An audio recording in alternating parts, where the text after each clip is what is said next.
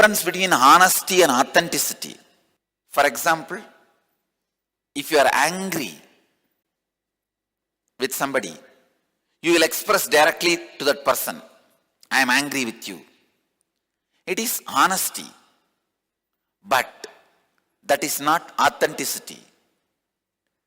Authenticity means really two beings may understand each other where even the anger will not happen.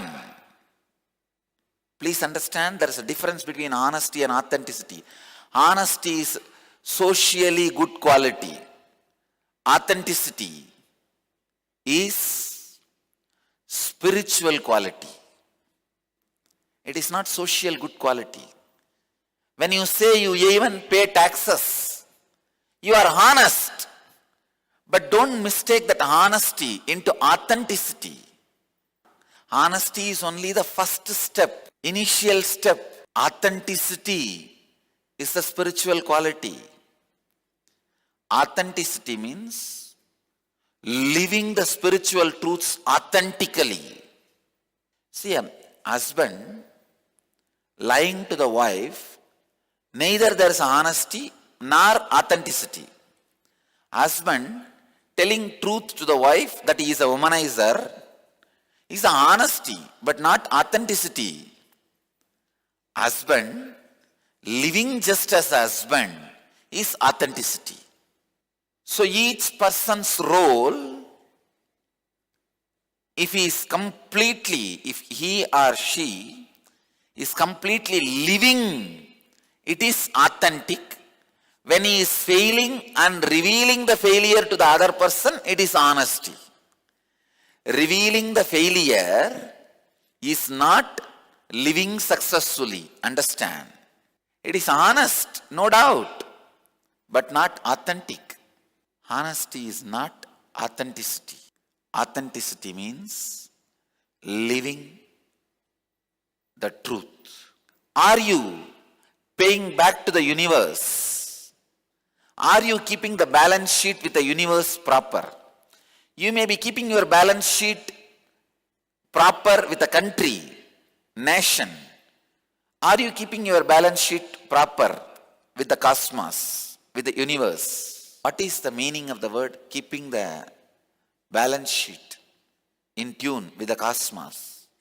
Just remembering continuously, you are not qualified for anything. Everything is showered on you.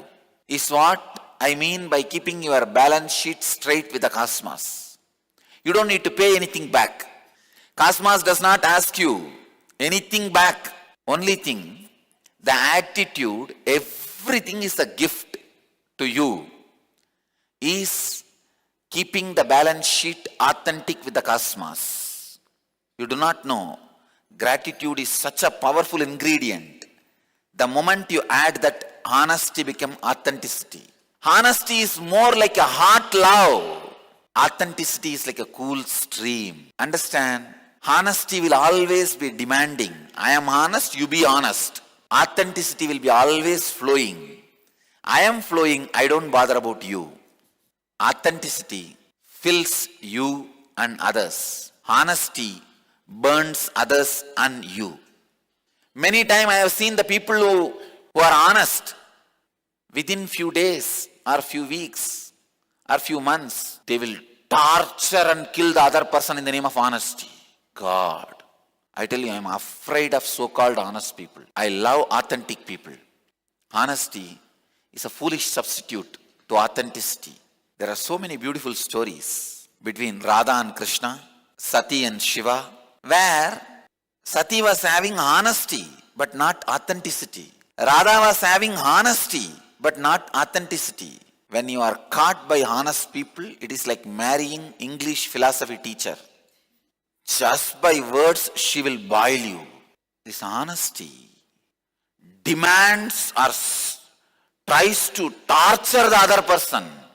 First of all, understand, honesty is basic ideas. The foundations on which you built your concept of honesty and the foundations with which each person builds his life is different. It is like you build You are building on the ground. From the second floor you are standing, saying, I am stretching my hand. You stretch your hand and lift me. And the other person is there, sitting on a building which is above the hill. His very foundation is above the hill. And you say, I am honest, I am stretching my hand. You also be honest, stretch your hand and lift me. Be authentic. Just climb the hill up, come. I am here to lift you. When I say climb the hill and come, that is what? I am lifting you. But you say, no. I am honest, you be honest. Alright, you stand there and sing the song. I'll be sitting here and doing my work. Many times, honesty is a poor substitute to authenticity. And the very idea of honesty is built on your ego. But authenticity is built on the cosmic understanding. Authenticity is living the truths from yourself. Honesty is living the versions of the truths given to you by society. What is most of the honest people say? Whatever society taught you as a truth, you try to live. It is just based on the fact or the figure, which is not the truth of the life. Just yesterday I was seeing a documentary on the history of India. The very word is wrong. India does not have history. Purana of India is the right word. Because we never bothered about the components required for history. See, components required for history is facts, figures, time, all that. One historian, Indian fellow, has an audacity to tell Indians did not have the sense of leaving the history to the future, posterity. They did not care for posterity. Fool doesn't know. After 60,000 years, still we remember who gave the Gayatri mantra to whom and what is the meter it should be chanted.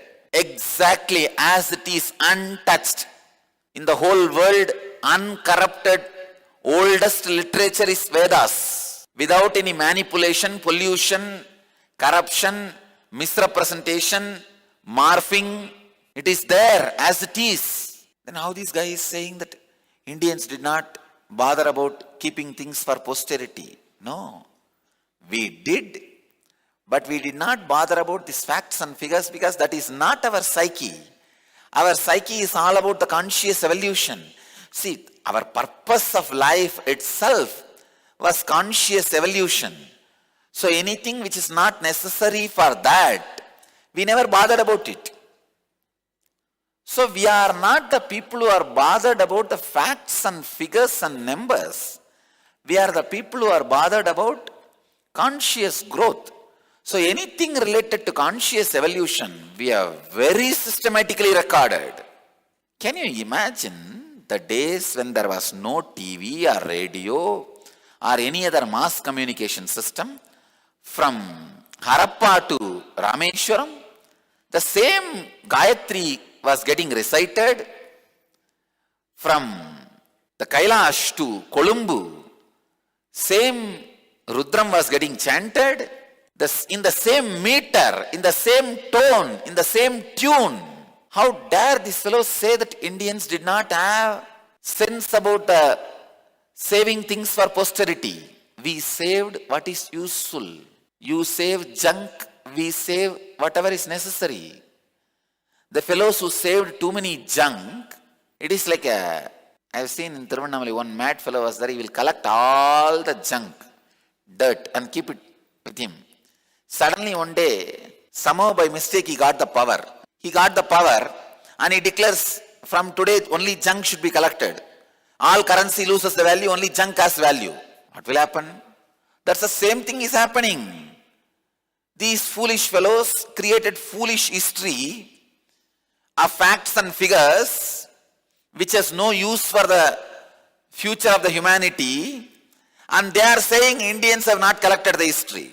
I am starting this enlightening TV just to teach all these things to the world.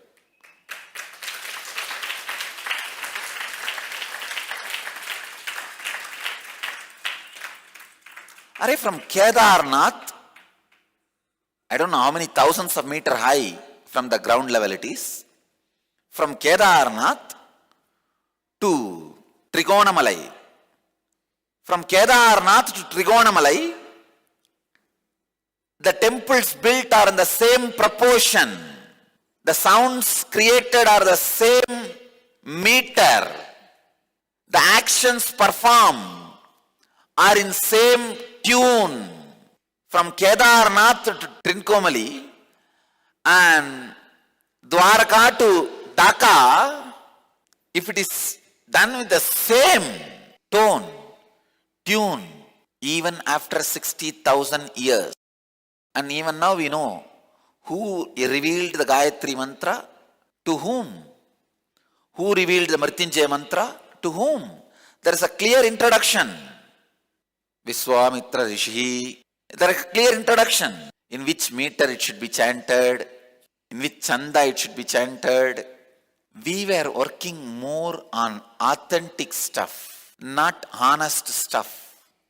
Indian history is authenticity. All right. Now you know how many millions of people have been killed by Napoleon Bonaparte with a detailed fact.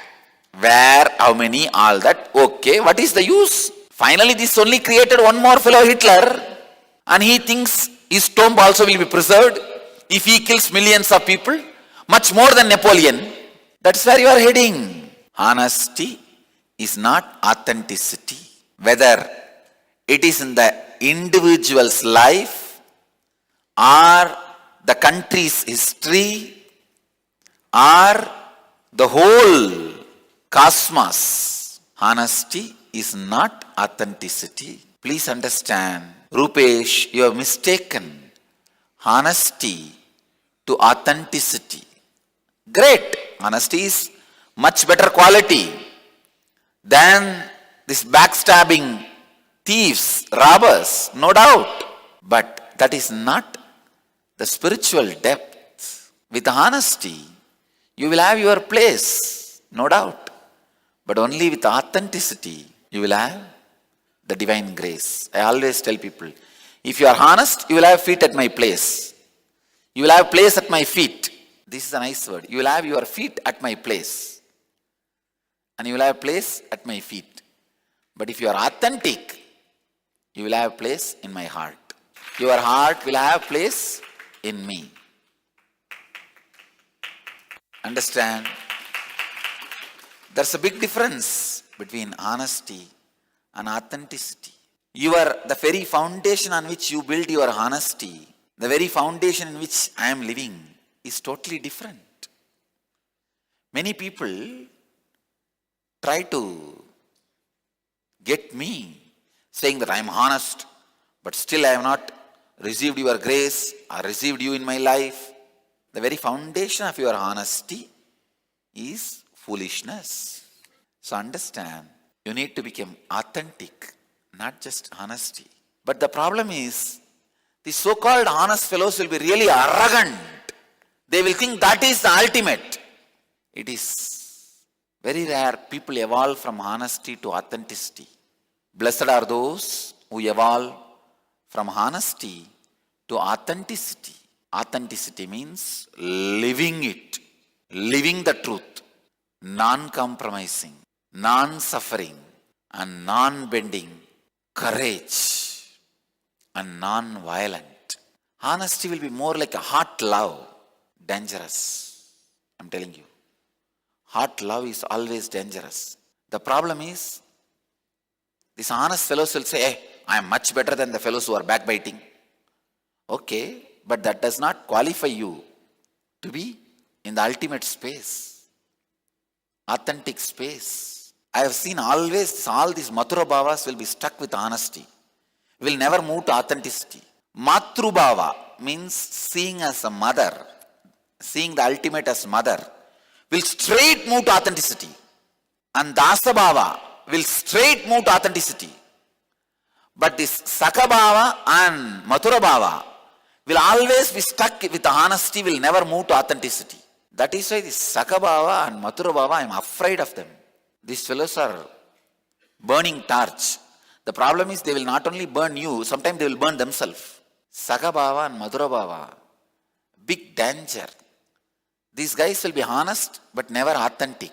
Dasa Bhava and Matru Bhava, will be straight going to authenticity. They will be honest also, but straight away they will move to authenticity.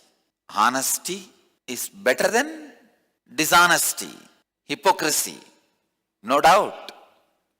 As I said, with honesty, you will have place in my feet, but only with authenticity, you have place in my heart.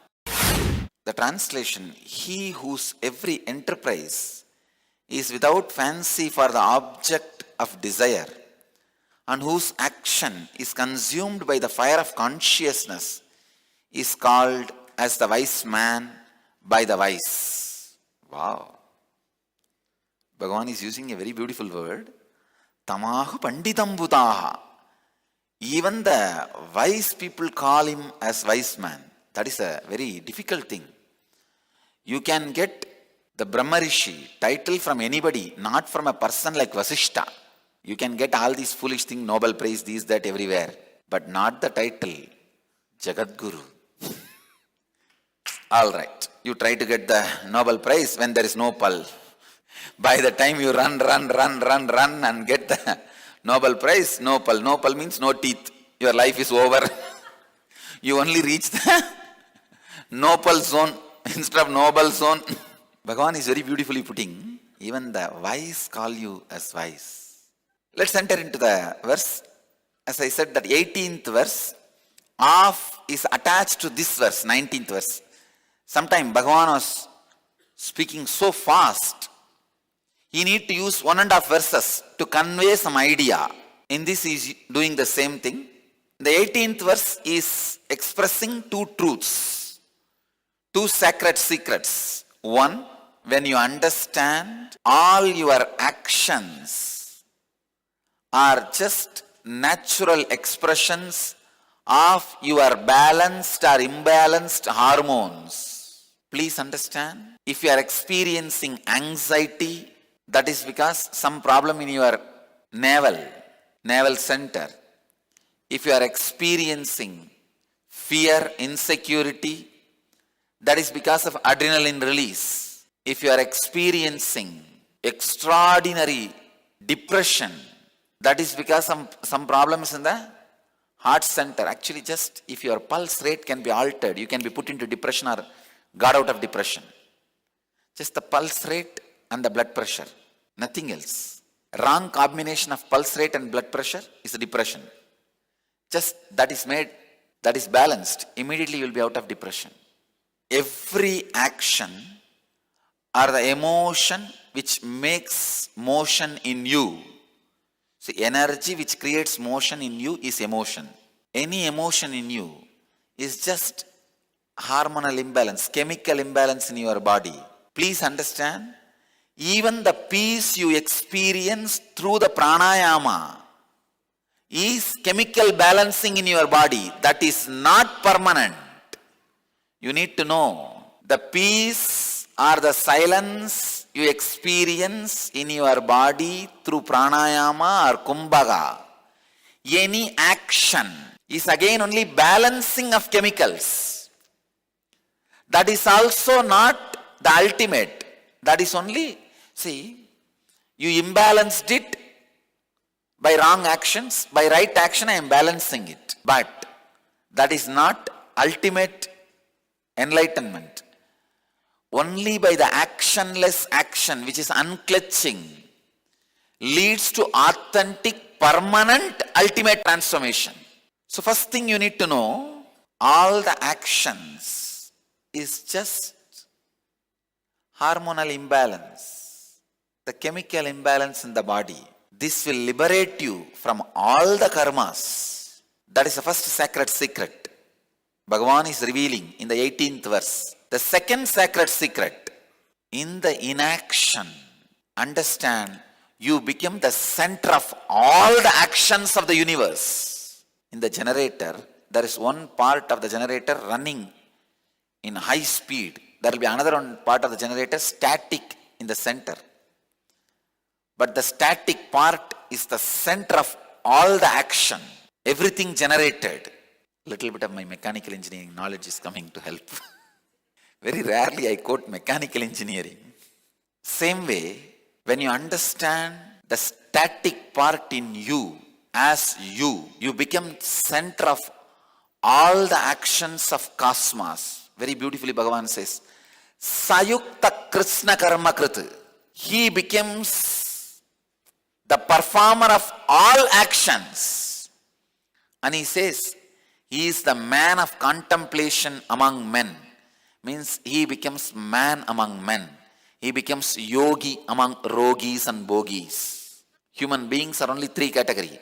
Yogi, bogi, rogi. Person who understands all actions are just chemical imbalance, sees inaction in action, becomes yogi. He realizes the inaction center of him is the center of cosmic actions. With all this, Bhagavan is finally saying one simple thing: be unclutched. That's it. Because when you unclutch, you understand the static part of you. The static part of you, I tell you, realizing the static part of you is the greatest strategy for life. There are only two kinds of religions on the planet Earth. Religions which started giving different strategies for a happy life. The religions which gave be unclutched, experience the static zone of you. That is the ultimate strategy for living your life. Only these two religions exist in the planet Earth. All religions can be classified under these two. One unfortunate thing, when realizing static is the only strategy, you need a group of people who are also trying to realize that, so that you are not hurt by the society, people around you. See, for example, there are some religions which gave different strategy. You can marry 4 times. You can eat 3 times. You can do this. You can do that. You need to do this, do that. When the strategies are given, easy for common man to practice. But the strategyless strategy means experience your static zone. That is the ultimate strategy. When this truth is given to you, not only you need to be realizing it, you need to have at least few people around you who are also interested in realizing it, so that you have a safe zone that you are able to realize it. You are encouraged to realize it. The truth, realize your static zone, that is the ultimate strategy in the life, is Upanishad. The group of people who are working to realize the truth are the seekers. The place where they live is ashram.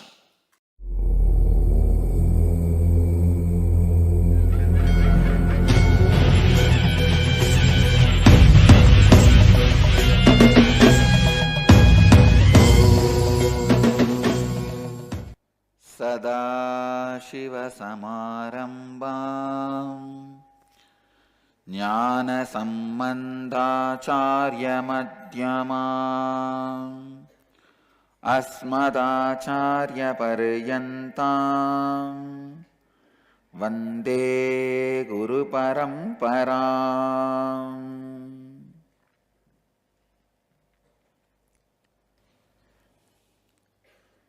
I welcome you all with my love and respects. I welcome all the devotees, disciples, samajis, satsangis sitting with us in 446 places Nithyananda TV, 35 places two-way video conferencing having Nayana Diksha, in 228 cities in 25 countries around the world. I welcome you all with my love and blessings.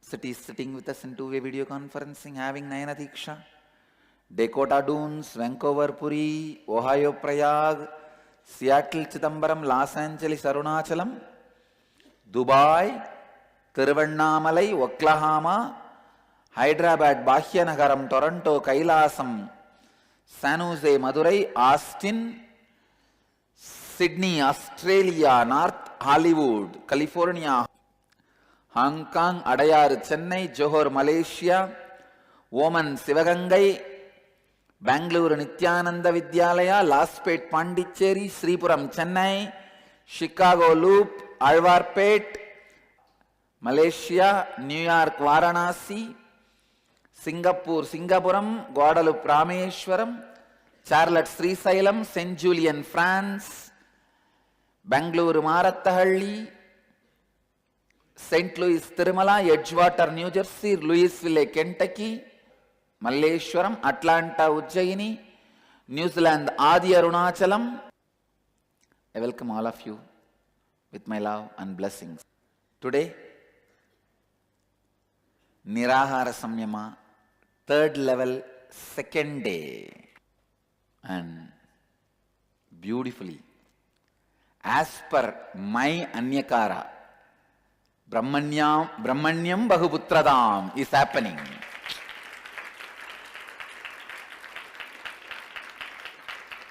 I tell you guys,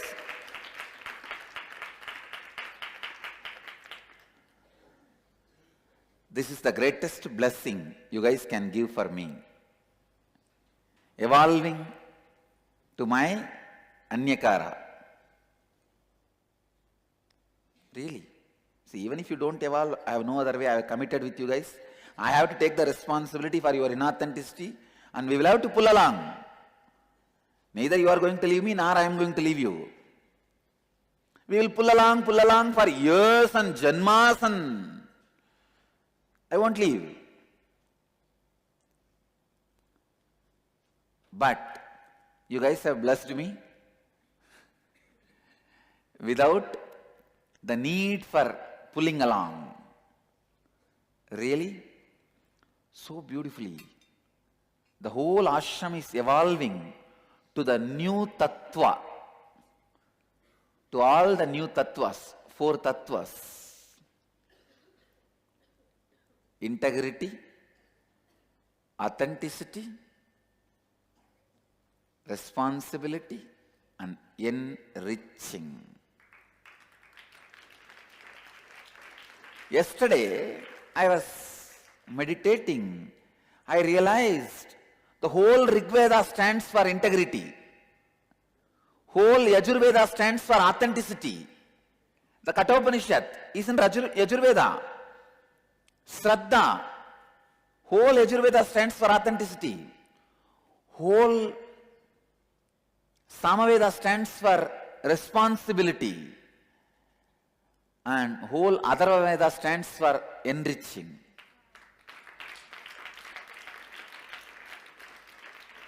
So these Chaturvedas, I was looking at the Upanishads. See,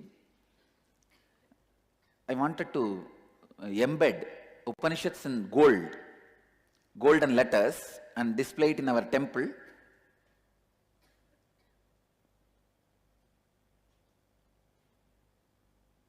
So that time I was working on what all Upanishads we can choose. I wanted to spread all Vedas. So from each Veda I want to pick up two Upanishads.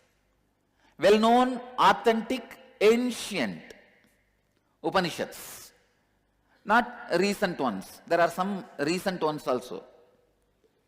Means like in course of time, the recent days they've added. There is Upanishad, Allah Upanishad, you should know. Singing the glory of Allah. During the Muslim period it was written. Yes, it is Allah Upanishad, it is called. It is there. So, of course, these are all recent Upanishads, but ancient, old Upanishads. From each Vedas I wanted 2 Upanishads, I was working on it. When I picked up, I was shocked seeing the coincidence.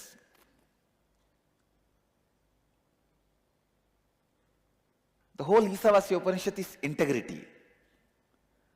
The whole Kathopanishad is authenticity. Whole Kana Upanishad is responsibility. Whole Parivrajaka Upanishad is enriching.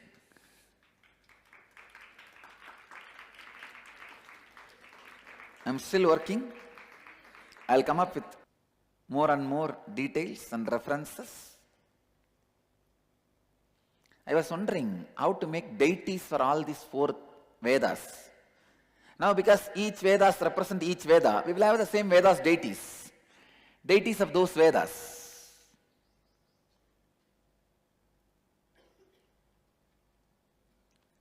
And I am also seeing so much of auspiciousness because you guys evolve in Tattva. Kalabhairava was so happy. Kalabhairava has decided to build this whole campus beautifully.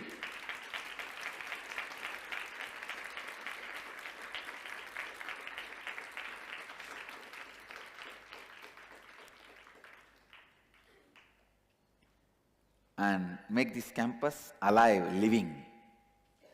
Now I don't even bother about construction, these, that, everything. Now everything will happen.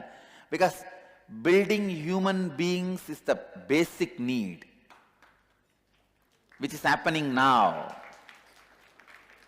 So now everything else will follow.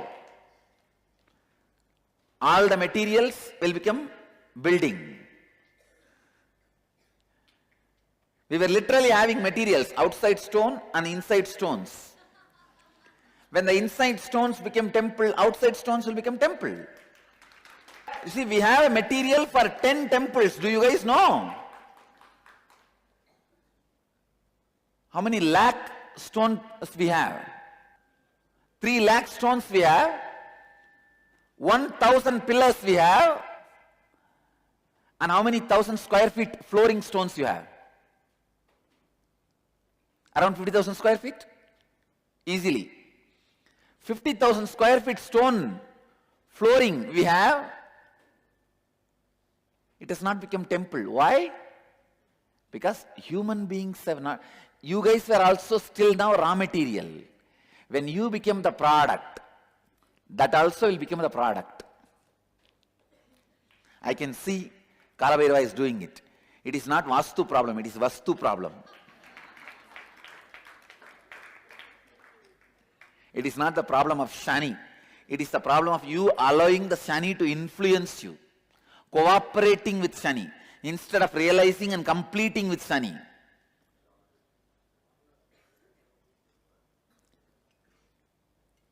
And I am also going to add the new clarity with these Chaturvedas, with these truths to Navagrahas. Inauthenticity is Rahu.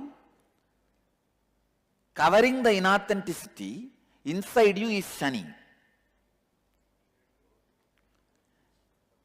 Justifying inauthenticity is Shani. Being reminded about your inauthenticity is Ketu. Taking responsibility for your inauthenticity and enriching others is Guru.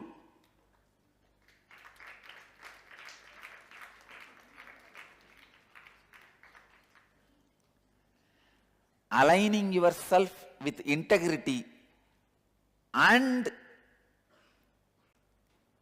directly enriching without taking authenticity is Shukra. Asura Guru. Asuras have a high level of integrity, but not authenticity. High level of integrity. If they give word, they live by it, die by it, but not authenticity, not authentic, and not responsible.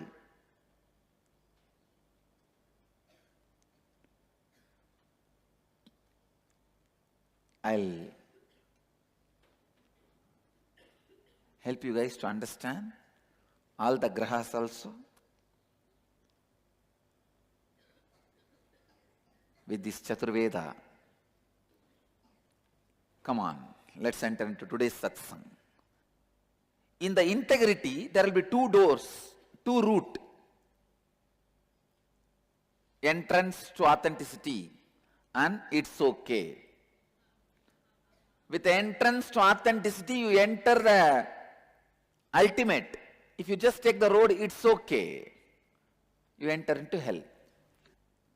One person who is inauthentic is enough to destroy a whole group. One drop poison is enough to destroy the whole pot milk. You can't say, no, how can this be? So much milk, only one drop poison. That's the way life works. Because poison is stronger. Inauthenticity has its own seductive power.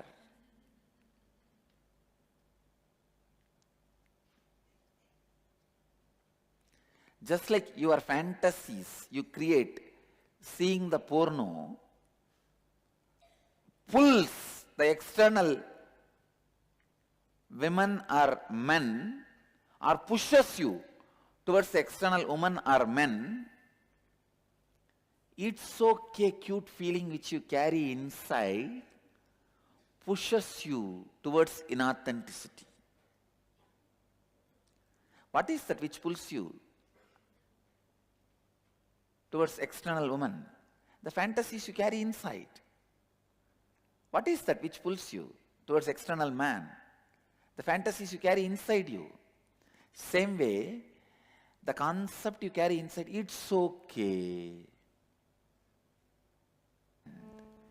It's okay means you are attracting inauthenticity, going towards inauthenticity.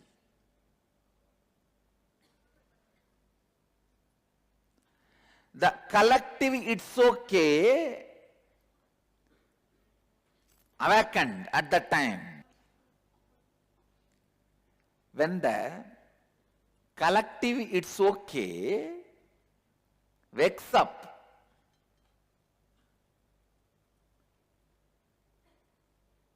the buddhi, meda, intelligence itself votes for an inauthenticity. Understand? The words we discuss, the words we comment, the words we pass while we are in casual mood is your mind. Not the words which you utter in front of me, that doesn't become mind. That stays as intellect, that doesn't become heart. Understand? That is only a paint. The words you utter while you are casual, it's okay mood, that is the foundation. The logic is being used to justify inauthenticity is Shukra. The Shukra not grazing. If Shukra graces, logic will be used to discover inauthenticity. If Shukra doesn't grace,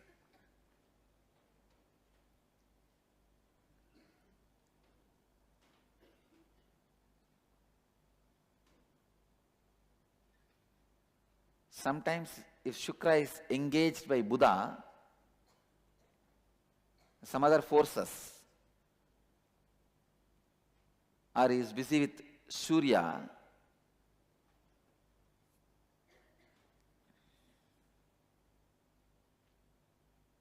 your logic will be used to justify your inauthenticity.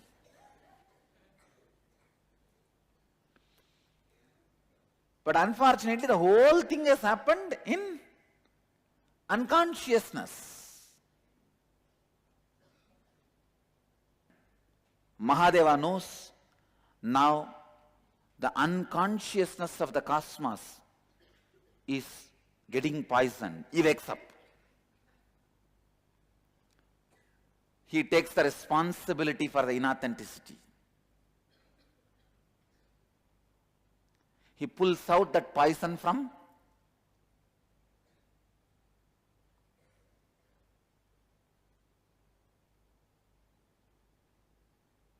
the deepest subconscious level, means the depth of the ocean. He pulls that out. And if he does not take the responsibility, who will take? I take the responsibility for the inauthenticity of the humanity. And I'll make sure humanity gets out of its inauthenticity. Shiva meditates, does tapas for humanity to get enlightened. He takes the responsibility. I take the responsibility. He says, I'll stay in Smashan, I'll just have ordinary Rudraksha as my Abharana and the sacred ash as my cosmetic and some lion, the tiger skin or elephant skin as my blanket and bedsheet. When he does all these, he takes the responsibility for the inauthenticity of the people. Means what all comes to you by inauthenticity, I am not going to have it. What all makes you inauthenticity, I am not going to have it. From where inauthenticity comes, towards which inauthenticity moves, I am not going to have it. Means I don't like inauthenticity. So I tell you, the real renunciation is out of which you derive inauthenticity, towards which your inauthenticity drives you. Renounce that. That is tapas.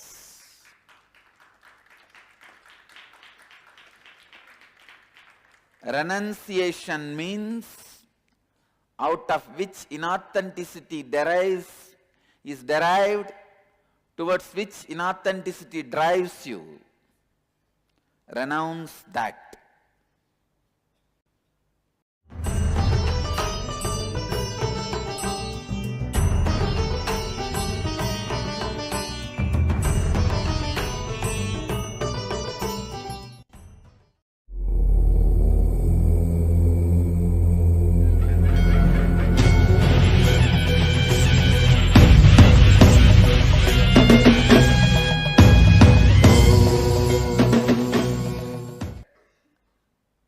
Renounce the beginning of your inauthenticity and end of your inauthenticity. Both will be pleasure.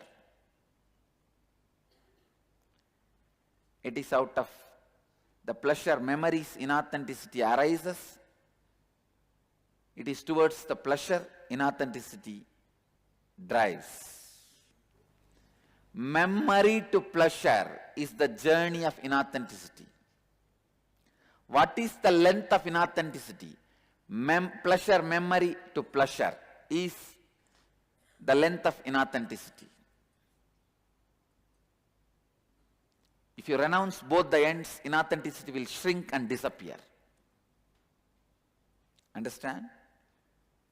There is an elastic rubber wire. You pull. One end is pleasure memory, other end is pleasure. If you renounce both the ends, what will happen? It will shrink. Listen, if you pull both ends, this end is pleasure memory, this end is pleasure. From pleasure memory, inauthenticity starts, towards pleasure, it leads. If you remove the pressure from both ends and renounce both ends, what happens? Inauthenticity shrinks and disappears. And if you bring the twist in inauthenticity, means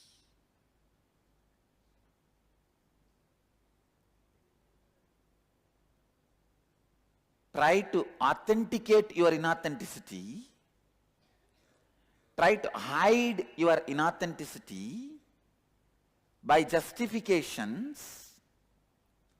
Now it is what? Nothing, zero. Am I right? Zero. You bring the twist, it becomes infinity. Your inauthenticity will become infinite. That is Maya. Understand? It is zero.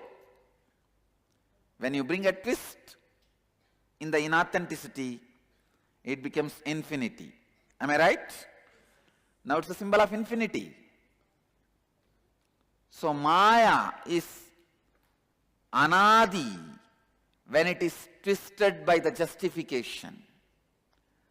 Authenticity inauthenticity becomes infinite when you twist it with justification. How many of you feel, God, the Maya in front of me is so big, infinite, when will I cross this? Authentically, raise your hand. When you stop justifying your inauthenticity, infinite will become zero. Infinite is not infinite if you can drop your justification of your inauthenticity. How many of you know still you are justifying your inauthenticity? Raise your hand. I'll raise my hand. Understand, I'm giving you the shock. I'll explain now how.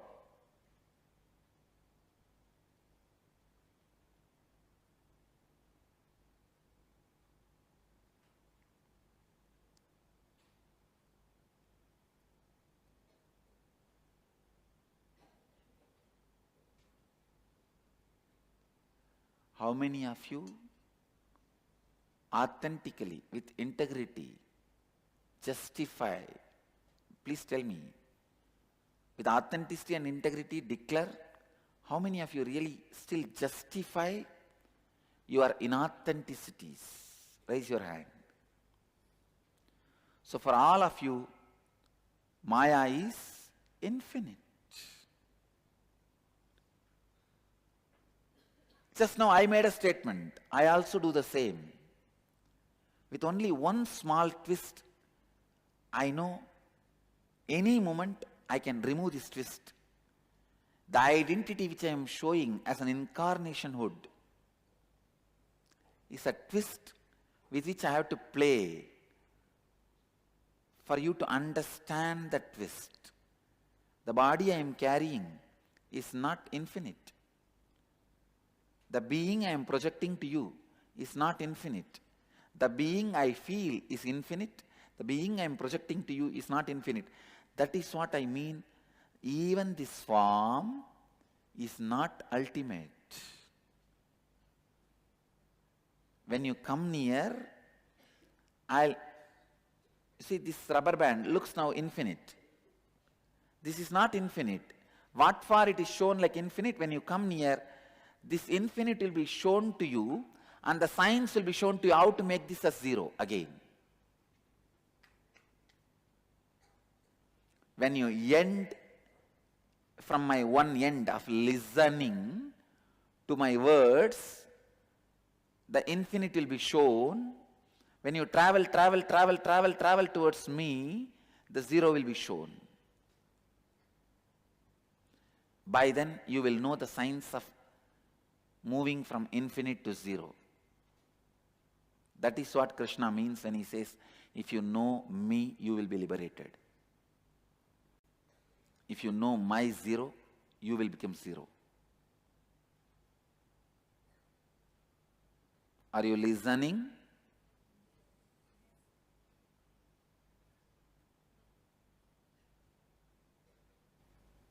I'll give you the example.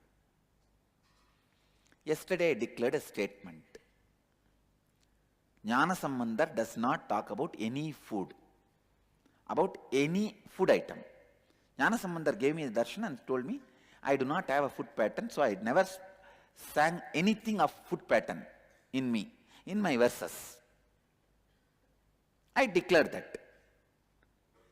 But Tamil department, publication department discovered some 5 references where he speaks about, he mentions the word sugar cane, banana, mango, and the rice grain. Rice grain. 5 places, 5 or 6 references they brought. You understand? Now, what you will think? The Swamiji's vision of Jnana Sambandha is not authentic. Is it not? That is where you have to land, come to the conclusion. But when I went to the room and read the printout line by line, I was so happy. I tell you, I was so happy. I discovered what Jnanasambandar said is a complete truth, honest truth. He lived without any food pattern in his whole life, because all 5 names of the food items he is using just to refer their colors, never as a eatable product. Understand? When he sees mango, he remembers the color of yellow. He is using the example of mango not for the taste, color of yellow. When he is talking about sugar cane, he is not using for the taste of the sugar cane, the height of the sugar cane. 5 edible products he is using. Not even once he is mentioning related to the food pattern.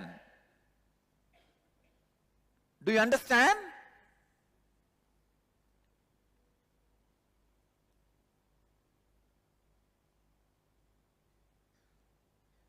God, what he said is true. What Jnanasambandar said is true. Read all the 5 references. Nowhere he is connecting that product to the taste. The moment I utter the word sugar cane, what do you remember? Read. கையறு கேகனி வாழ இன்று காணலலாம் கமழ் காட்டு பள்ளி பையறு கேழல் வாயவை வாய் பம்பனையான் பனை தோழிபாகம்.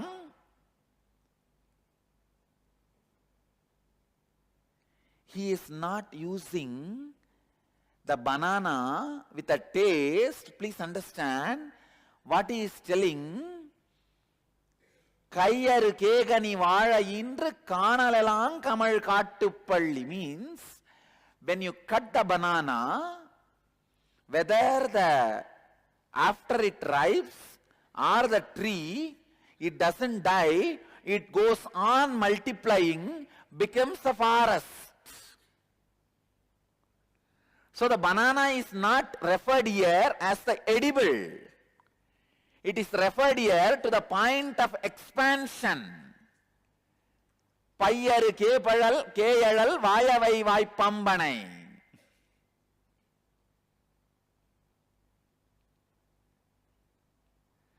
முடிகையின் ஆற்றொடும் மோட்டுழவர் முன்கை தருக்கை கரும்பின் கட்டி கடிகையினாலிரி Kattupalli. Here what he says? முன்கை தருக்கை கரும்பின் கட்டி means just like a sugar can, the hand. All of you understand? So he is referring the measurement of the sugar can, not the taste of the sugar can. Context is not the taste of the food. If he refers tiger, for somebody, it can be the context of food because they eat. If he refers as a rishabam, bull, for somebody, it can be reference of the food because they eat McDonald's burger. But what he means by the rishabam, he means the vehicle of Shiva. Understand? So, you cannot bring this as a reference to tell he referred about edibles. Then he speaks about Rishabam. What about that? Todudaya seviyan vidayeri. Second line is edible. Am I right? Todudaya seviyan vidayeriya bangan. Kadudaya sudalai podibusi. So how he refers the bull, the same way only he refers the sugar cane. All of you understand? Now, this is this. this can be considered as the justification of what I declared superficially. If you walk in, you will understand it is zero.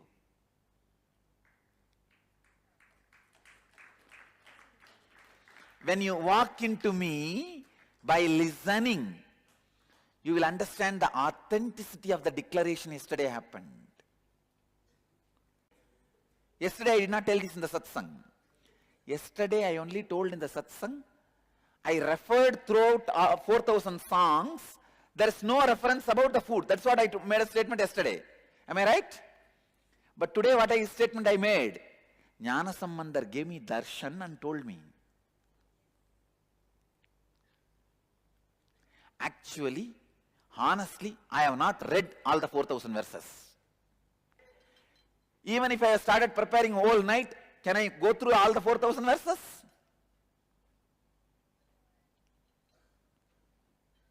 When I revealed in the yesterday's satsang, I revealed as if I had been through. See, first time when I declared, in all 4,000 verses, there is no word of Saiva Siddhanta. At that time also, I never verified. Jnana Sambandhar verified and told me. It was a darshan. Yesterday again, it was a darshan of Jnana Sambandhar. He told me, I lived as Nirahari, I don't have a food pattern. I never sang about food in my verses. You declare this. That is why I declared. Now what I showed yesterday is this. Complication. The infinity Maya. Especially the statement I made, I did not even make it very clearly that Jnana Sambandhar told me and all that. I just said all 4,000 verses I verified. He never sang about what? Food. When you hear that statement, when you look at me, you feel I am infinite. Oh God, how can this fellow finish all 4,000 verses? It is so authentic, it is true. When you bring this 5 reference, you can say he is just justifying. Now anything I respond to it, you can call it as justification of his inauthenticity. Then I continue to stand as justification of inauthenticity to you. Only then hoax scandals are created. But when I let you listen and ask you to come in and give you the references of all 5, see, is there anywhere he is connecting with these items with the taste or eating? How many of you worked and got these 5 references? Do you understand what I said now? Not a single place he equates them with the taste or eating. You understand? He is not saying the taste of sugar cane. He is saying shape of sugar cane.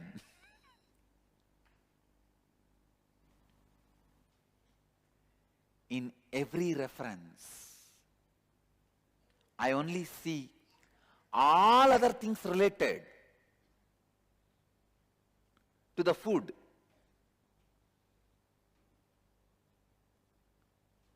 He even talks about the medicine, but never talks about as eating.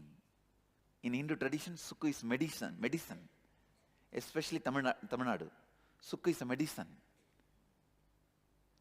Iduduyar kayodu sukku tinnum nilayamanderai ningi nindru means ilai marudhe elagagalum iduduvar kayodu sukku tinnum means understand, it is a old type of alcohol method. Iduduvar kayodu sukku tinnum, which is a poison, the etika. Etika, a very little quantity of the eti. With the sukku. Sukku is the poison breaker. It breaks poison. Eti is the poison. A very little quantity of poison with the sukku, which is a poison breaker. It comes up as alcohol. So when you take that, it raises to the head. That kind of person can't have Shiva. Shiva moves out of him.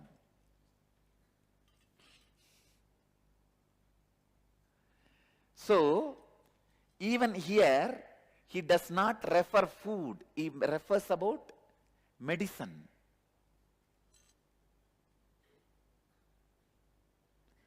I went through each reference.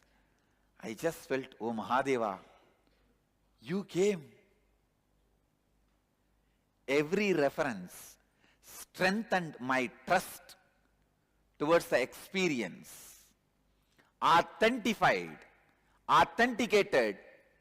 Jnanasambandar's darshan, and I declare today, with integrity and authenticity, taking responsibility and enriching others and me, with the clarity of I won't give up on me and others and everything and world, I declare Jnanasambandar's grace and blessings are there on me, and he is going to express through this body powerfully as 293.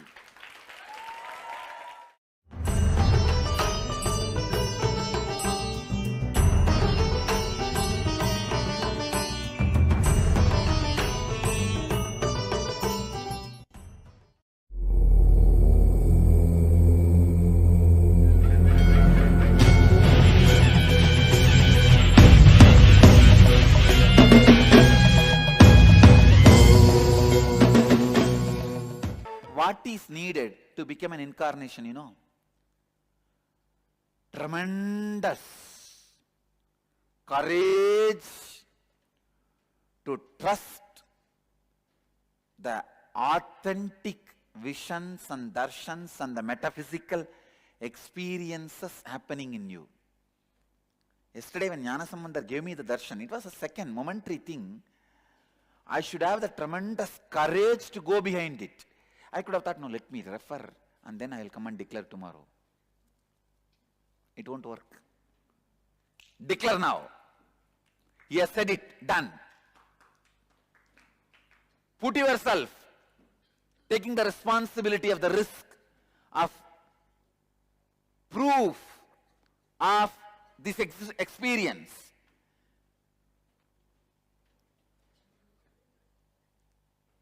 Second, when you guys brought seemingly negative evidence, having the ability to look in and find out with the right context.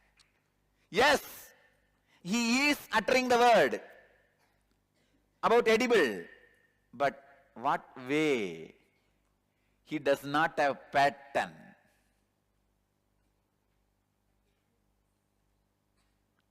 Clear?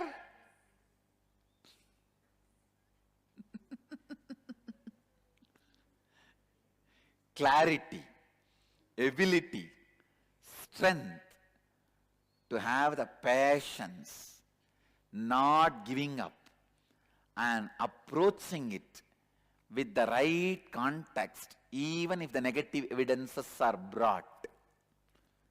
Now when you looked in every line, every word, what a pure child.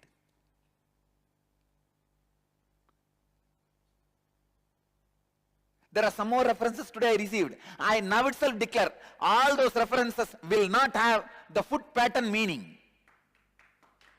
I have not seen those references. They will not have the foot pattern meaning. I'll speak on every reference and prove my Jnanasambandar is right. I'll defend him.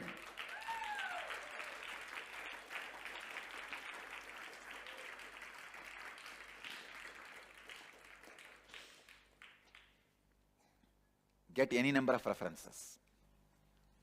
When you see a sugar can and you don't remember the taste of it, I promise he never tasted it. If you have tasted even once, you cannot go without remembering the sweetness of it. And not one food item, 5 food item.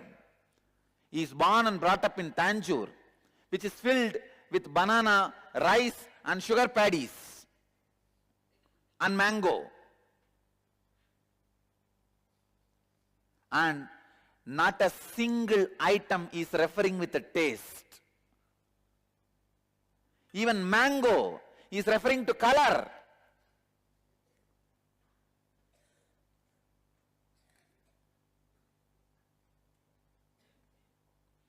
Once he says banana and refers it to some other reason, okay. But 10 times he quotes different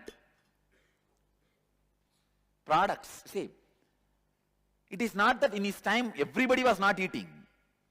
Whole world was eating.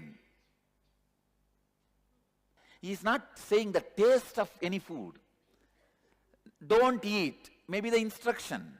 That does not mean he was eating. All I am saying is he was in the Nirahari lifestyle and he did not have the pattern of Ahara lifestyle and he does not refer to Ahara lifestyle. And even if it was there in unconsciousness, it cannot be hidden in 4,000 verses.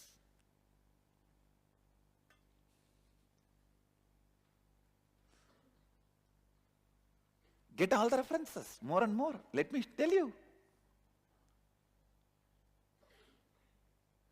So this job of listening to me is the job of making infinity into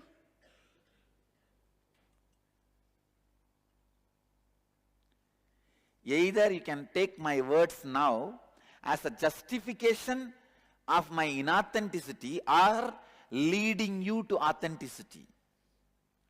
If you think I am leading you to authenticity, you are a disciple.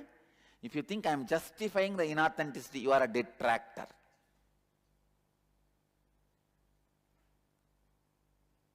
Clear? And I take the responsibility even for the inauthenticity of the detractors. And I will transform them. I won't give up on them.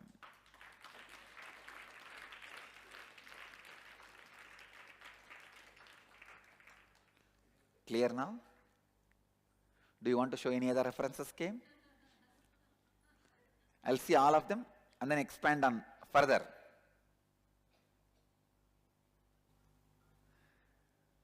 குவலயமேத்த இருந்த ஊராம் தாருடை வாழையிற் கூழை மந்தி தகுகனி யுண்டுமிண்டிட்டிடத்தை இட்டினத்தை பாரிடப் பாய்ந்து பயிலும். Understand? Here he is referring, mandi means the monkey is eating the banana, the scene which he saw, which he sees. And the best fruit which he thinks, he gives it to the child.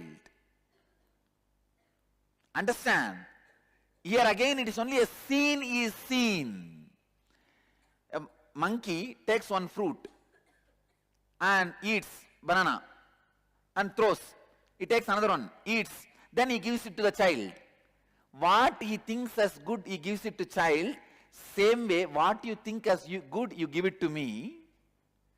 Here again, he is not referring to any of the taste pattern. See here. Tarudai valayir koolai mandi tagu kani undu min dittinattai. When by eating, he finds out the qualification of the fruit and he does not measure anywhere the taste of the fruit. Tagu kani undu min dittinattai. After eating, what she thinks is the right, gives it to the child. If it is not ripe, she may not give it to the child. After it is ripe, it's the right way. Even here, nowhere he refers the taste. Suvai kaniyundu, he doesn't say. Tagu kaniyundu, maybe the edible quality, the quality to chew, the ability to chew.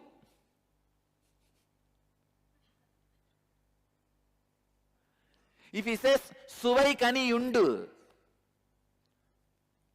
over. It doesn't say Suvai kani undu, Tagu kani undu.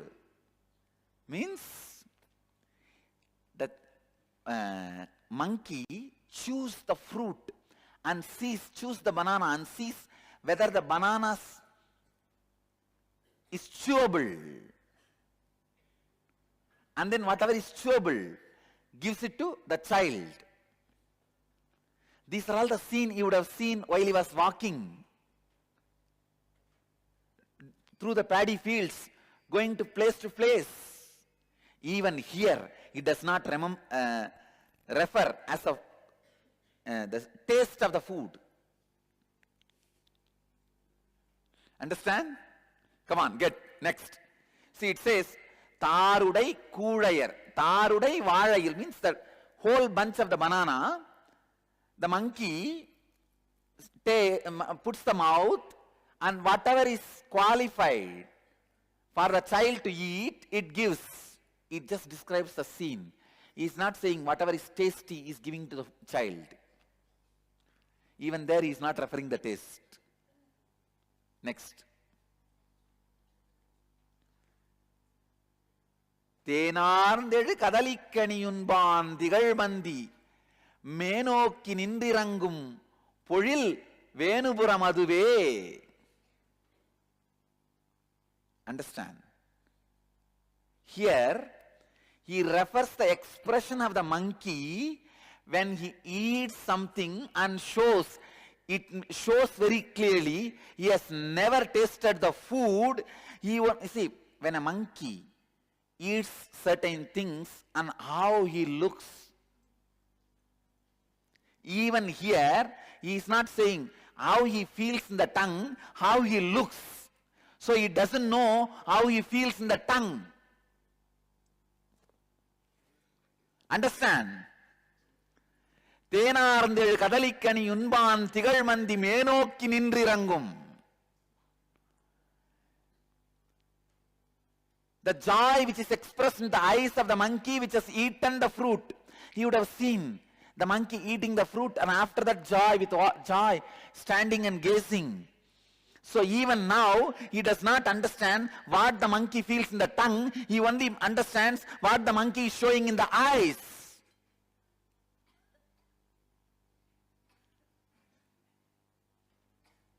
Clear? No food pattern.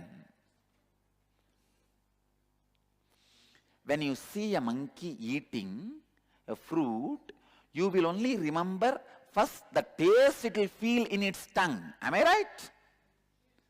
But you remember and refer the joy which is radiating in his eyes. What do you mean? You do not know what the monkey is feeling in the tongue. If you know what the monkey is feeling in the tongue, will you remember, will you refer what he is showing in the eyes?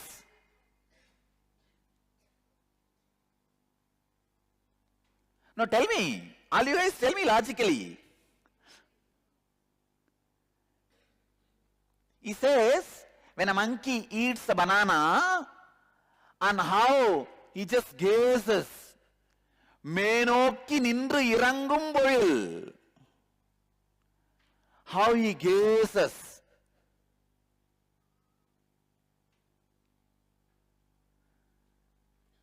He could have said how he feels the taste in the tongue. No. Then next he talks about the rice paddy. Kazhivittuyer Sangandaru Kazhivittuyer Sennal Viyanmevi Vandurangum Pozhil Venupuram Aduve means he is referring the height of the rice paddy. Kazhivittuyer Sennal.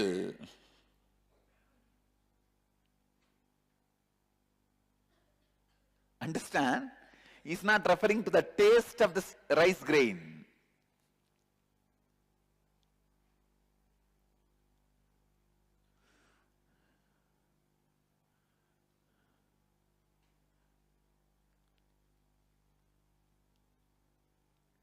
When I read the whole each references, it was almost like doing psychoanalysis on Jnana Sambandhar. Clear? Any more references? Get it. And I know my founder's words.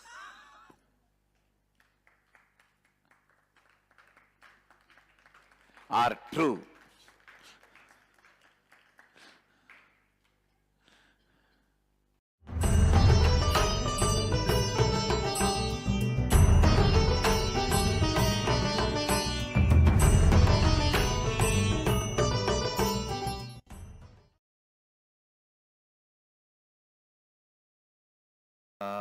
शिवसमारम्भां ज्ञानसम्बन्धमध्यमाम् अस्मदाचार्यपर्यन्तां वन्दे गुरुपरम्पराम्.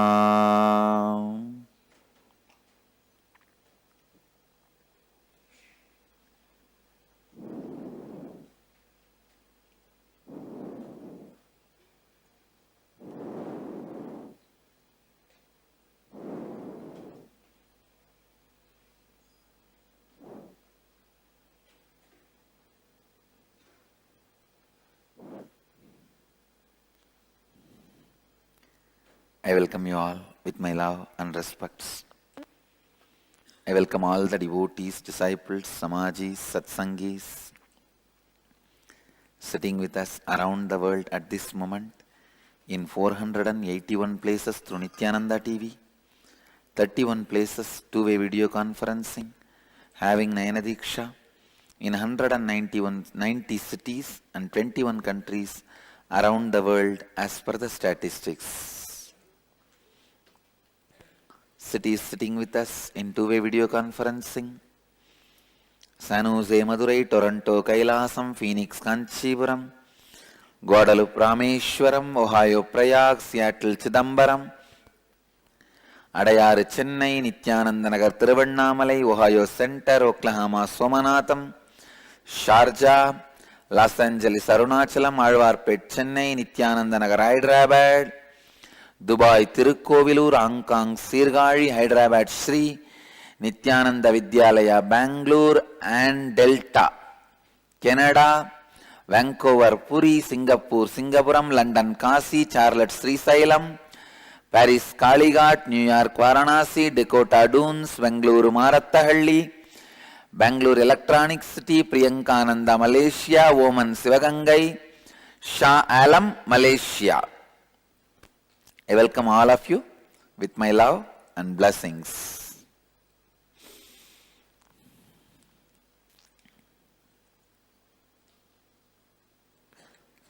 Blessings to Amritananda, Charlotte. You can go and bring the deities and Chirantana, both. Blessings. I am with you. I know. Govindrajan, he has sent a message, you will be driving. Blessings. Great.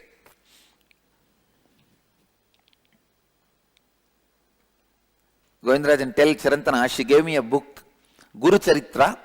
I went through the book. Tell her I enjoyed the book. Thank you for the book. Tell her I thanked her for the book. Great. So today, 9th batch Nirahara Samyama, second level, second day. And 4th batch Di Samyama, 17th day. 15th Inner Awakening and 12th Ingenious, 17th day.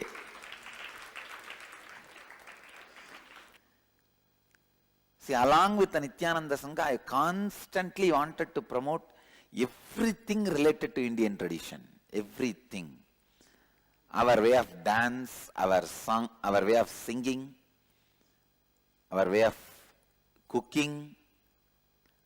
Because in India, everything is rooted in spirituality. Everything is rooted in enlightenment. Everything is rooted in Kundalini. If you guys are preoccupied with something, you will not be able to chant any Vedic mantras. If you are chanting the Vedic mantras, you will not be able to be preoccupied. Try. If it comes from the navel, you will not be preoccupied. Only if you are complete, you can chant. If you chant, you will be complete. You can't be thinking of some movie and say, Viraja Vivamma Boyas. Then voice will not come up. How you guys chanted first? Last somewhere. Shude Swaha Shudbibasaya Swaha. No?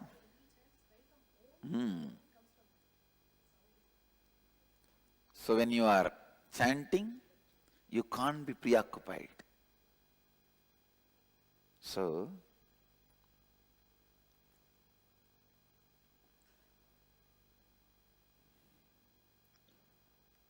I wanted to promote everything of the Indian tradition.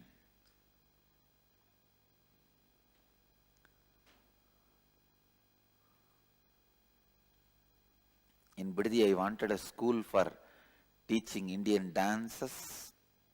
There are around 300 forms of Indian dancing. Bharata, Kathakali, Mohiniyattam, and around 200 ways of Indian singing, 200 forms of Indian singing is available. Rooted in Samagana, Samaveda.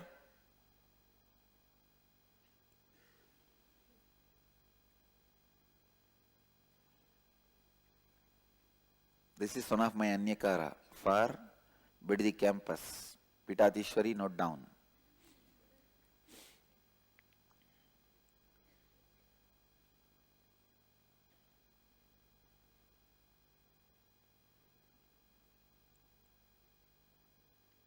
Malaysia, they are saying, Malaysia sent a message, we are having introduction class of 4 tattvas at Mind Wealth Multi-Level Marketing Company based on education business, requesting Swamiji's blessings. Blessings to the program. Blessings to all of you. Please understand,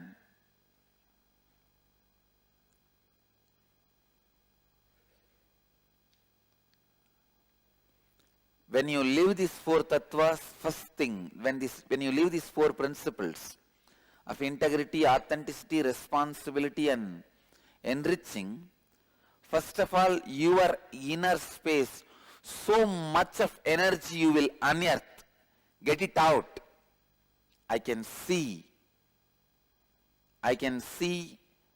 in my own organization, with my own experience, and many of the organizations which follows these principles, human being has so much of wonderful things inside which should be unearthed. These 4 tattvas, principles, will unearth all your possibilities. Second, it will help you to unearth others' possibilities. This is the essence or the input I wanted to give. Please now have a detailed sessions on 4 principles. I bless you all to be successful in living these 4 principles.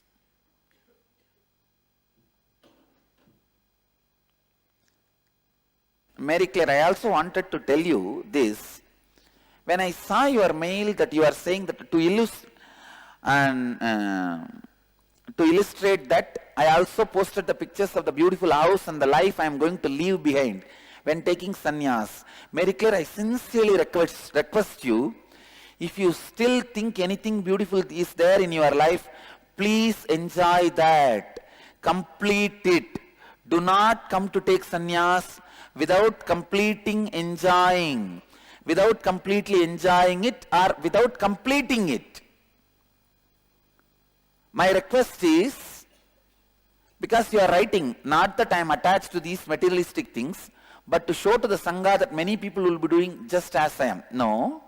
Mary Claire, I want you to know, don't form union. The relationship between you and me is straight one-to-one, not union. So, please talk only for you. First thing I wanted you to know, if you still think there are some beautiful things in your life and you wanted to have them, please do not leave them and come. Continue to enjoy them. Only when you are complete about all that, please come. Till then, do not come for taking sannyas, because there is a deep vengeance in you. Otherwise, you will not. See, please listen. You are saying, Mary Claire, listen. You are saying, because you are leaving all these things, other person also should leave. But authentically, when you are complete and when you are giving up, you will say, let other person enjoy this, what I am giving up. Understand? Shiva gives up on Lakshmi, Shamantaka, jewels, Kubera, all the valuables which comes out of churning, out of completion. That is why he says, I am giving up, but you enjoy. When the poison comes, he says, I take the responsibility. He swallows. He is complete about not having Lakshmi. That is why he says, Vishnu, you enjoy. He is complete about not having the dancing girls and the Kalpavriksha and all the celestial things. That is why he says, you guys enjoy. Please listen. So, please all of you understand. Very clear, you also need to know, I am going to stand for your scrutiny. And I also give the freedom for anybody to scrutinize me. There is a subtle violence in your giving up, incompletion in your giving up. So I may request you sincerely to complete and then decide whether to take sannyas or not. How many of you cognize what I am saying? I think I am clear. So, and moreover you also wrote, wait. Many people would be doing just as I am, leaving all behind to serve humanity and God. Yes. I am going to expand on authentically authentifying authenticity. Authentically authentifying authenticity means the scale to know, are we authentic? Authentically authentifying authenticity. See, every one of you are going to be leaders, I tell you. Because, please listen, when you start working with these principles, with these four tattvas, first few days there will be completion. After the completion, there will be so much of inner space. Simply you will become a leader, because so much of Kundalini will be awakened in you. See, who is leader? Whose Kundalini is awakened more in the group is a leader. That is why in the many political parties, the so-called leader will not be leading. In the meeting, somebody else will be leading. Whose Kundalini is more awakened is a leader. When you live with these four principles, naturally your Kundalini will be more awakened than any common man. You will simply be a leader. You will simply be a leader. When you guys become a leaders, you need to continuously maintain the leadership consciousness. How to maintain? That is what is this principle of authentically authenticating authenticity. Means again and again and again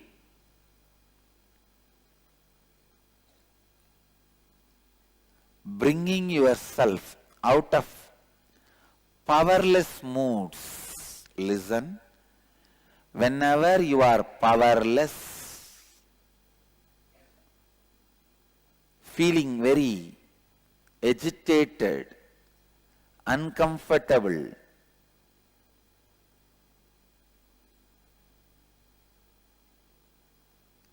completely wash yourself with authenticity. Only who can wash himself with authenticity again and again and again can continue to retain the leadership consciousness. A leader is one whose Kundalini is awakened in that group. नेता वो है जिसकी कुंडलिनी शक्ति समूह में सबसे ज्यादा जागृत है. सबसे अधिक जागृत है. Leader is one whose Kundalini Shakti is most awakened in the group. नेता वो है जिसकी कुंडलिनी शक्ति समूह में सबसे अधिक जागृत है.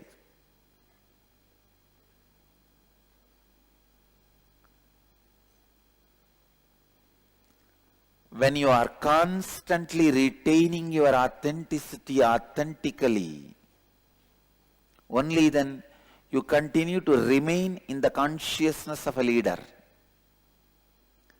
space of a leader. When you are in the space of a leader, simply even nature is ready to be led by you.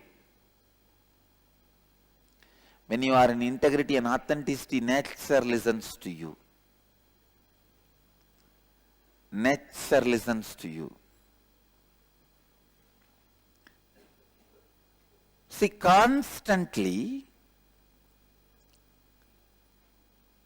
try to bring authenticity in your thinking, every level of thinking. Do not allow low mood, feeling powerless.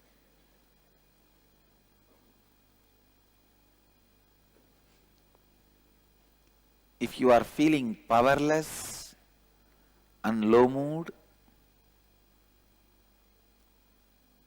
be very clear, there is some inauthenticity. If you are having fear, any fear, there is inauthenticity.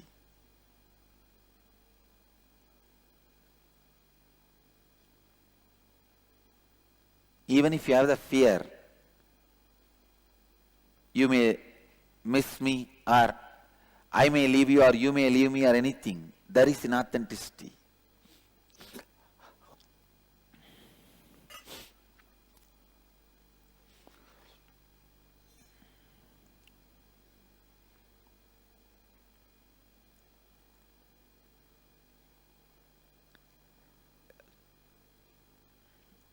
Authenticity is enlightenment.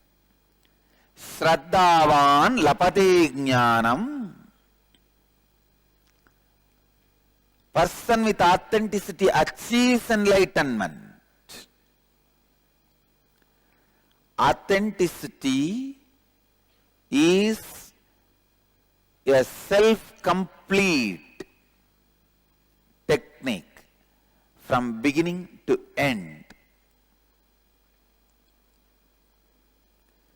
श्रद्धा ही मुक्ति है.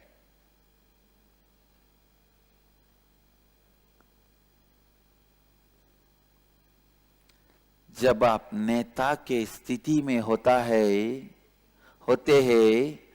तब प्रकृति भी सरलता से आपको सुनती है. Listen. Look in. One of the biggest problem human beings face is you do not suffer with one or two pattern, you suffer with a group of patterns. So even when you try to find solution for one pattern, other patterns come up and try to fulfill themselves through your solution. Listen. India is attacked from all sides. Now, if you try to attack all other countries, try to act as if they are supporting India, but they have their own agenda of using us for some other purpose. Listen. Same way in your being also, you are fighting with, you have 10 patterns. If you are fighting with one pattern, other patterns come up and tell, yes, this pattern should be killed. They act as if they help you to attack that pattern. Through this way, these patterns which help you gain power over you. you should tell very clearly, all of you keep out of me. All of you are ultimately my enemies. Because if you allow one enemy, if you take one enemy's help to attack another enemy, it may be right politically, but in your spiritual life it is not right. Authentically authenticating authenticity.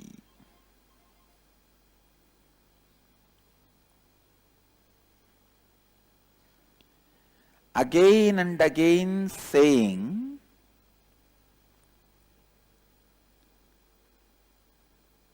no to the mind which says it's okay.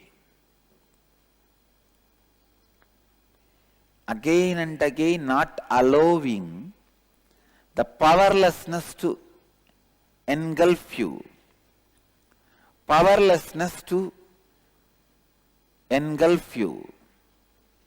Powerlessness to fill you. So listen, when you are constantly clearing yourself with authenticity, authenticity itself becomes a power. Listen, you guys have to make sure authenticity constantly gives you the power. It gives you power. It empowers you.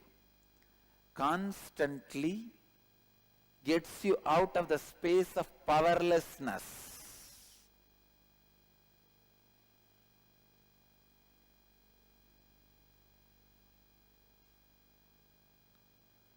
Ambananda has a question. Bhagavan Krishna says, Trivita bhavati shraddha dehinancha swabhavaja sattviki rajasi chaiva tamasi chetitam shrunu. Means there are three types of shraddha, sattvic, rajasic and tamasic. Can Swamiji explain on this? Authenticity is also having some qualities like sattvic, rajasic and tamasic. I'll expand on this in one separate satsang. I will, because there are levels of authenticity. But today I'll expand on this one truth. Constantly making yourself authentic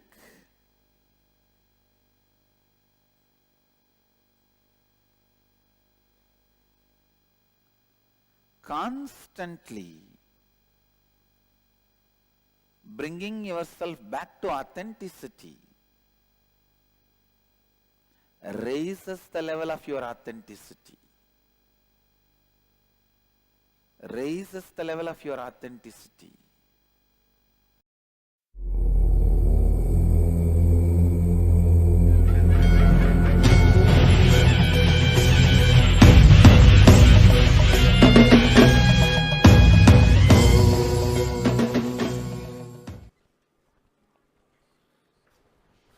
Listen, step by step, I am going to lead you into the complete completion with yourself first. That's where everything starts.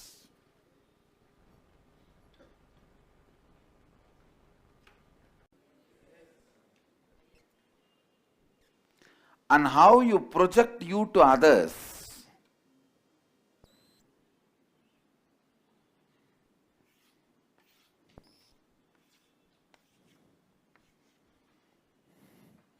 These are all other beings.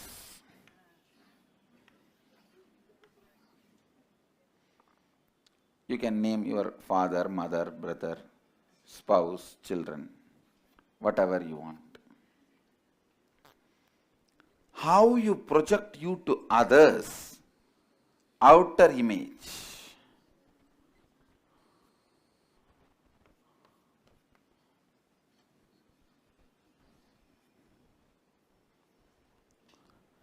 Listen, you don't need to pen down now. I'll give you the printout of the whole thing. If you want to take notes to the home, you can take. But now listen. and how others perceive you, that is what? Others' image. How others perceive you is others' image. Okay? And how you perceive life and others is life image.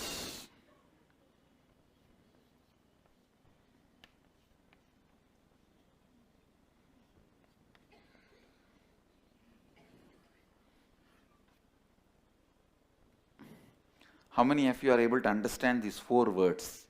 Raise your hand. Yes. How many of you are not able to understand these 4 words? Raise your hand. Keep the hands up. I'll explain. Now you have to keep the hands up and listen. Whoever is not able to understand these 4 words, I'll explain once more so that you will listen. Oh, Tamil translation புரியலையா? அதனாலயா? Translation set எடுத்துருங்க, தமிழில் சொல்லிடுறேன். உங்களை பற்றி நீங்களே உங்களுக்குள் வைத்திருக்கும் கருத்து இன்னர் இமேஜ். உங்களை பற்றி நீங்கள் மற்றவங்களுக்கு காட்டுற விதம் அவுட்டர் இமேஜ். மற்றவங்க உங்களை பற்றி வச்சிருக்கிற கருத்து நீங்கள் நினைக்கிற மாதிரி அது இருக்காது. அவங்க என்னவா வச்சிருக்காங்களோ அது அதர்ஸ் இமேஜ். நீங்க மற்றவங்களை பற்றி உலகத்தை பற்றி வச்சிருக்கிற கருத்து இது லைஃப் இமேஜ். புரிஞ்சுச்சா? அவ்வளோதான். Listen. Now how many of you understand this 4? All right, drop the hands. Aligning all the 4 and raising them to the peak is authenticity. The whole program is just this 2 lines. I am going to now align all the 4, step by step, working on everything. The every incompletion you have, the gap between inner image and outer image, and outer image and others image, and inner image and others image, and inner image and life image, and others image and life image, and life image and outer image. Between these 4 identity, you are actually a joint family living in one body. Please understand. You are a joint family living in one body. You are not embodied being. You are embodied beings together. Incompletions amongst them, completing them, integrating you and raising you to your peak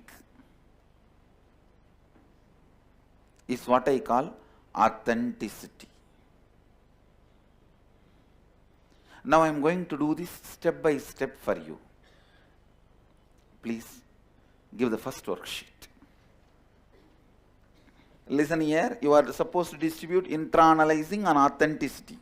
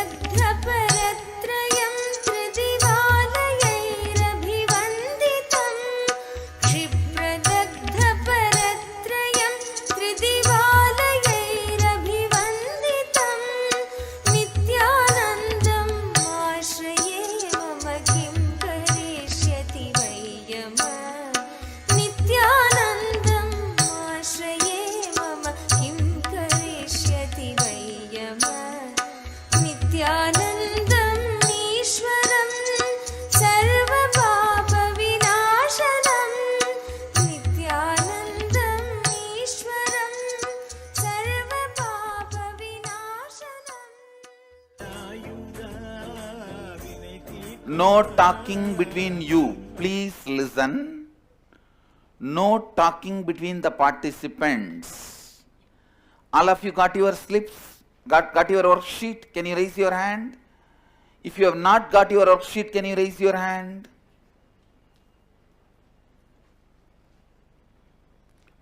If you got your worksheet, please start answering just these 4 questions. Listen, internalize, spend a lot of time with you.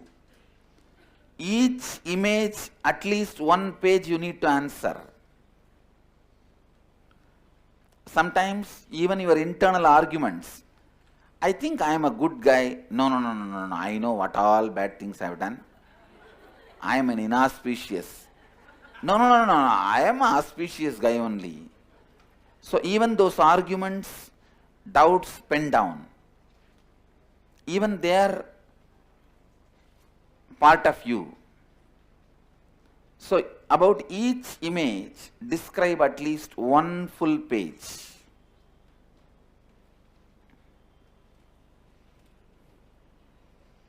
And there is eternal truth. 1 full page you cannot lie.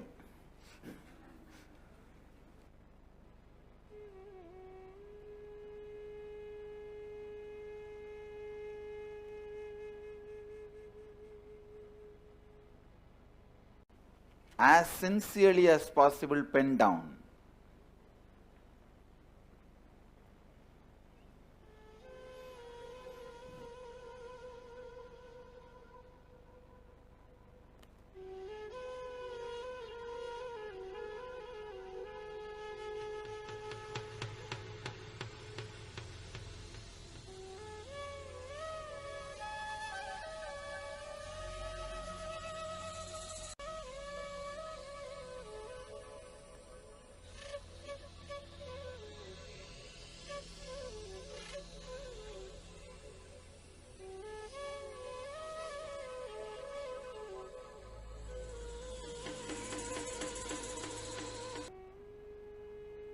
Onwards, I am not using Sanskrit words because I want people to first catch the concepts.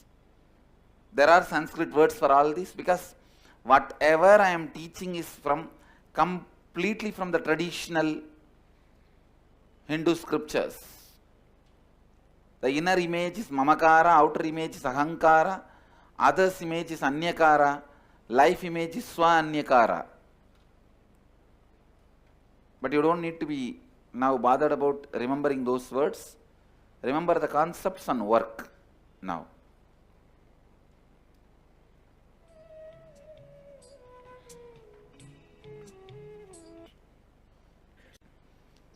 See, this is the Kalabhairava's Prasada. Listen.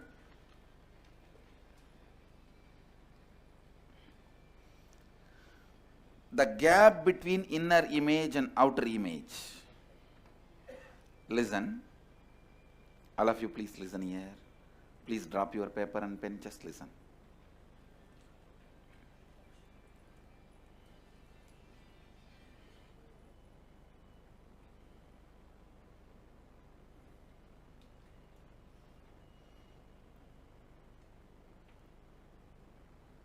Inside you know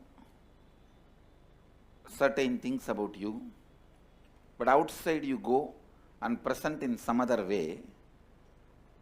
The person who heard, to whom you presented, he is convinced.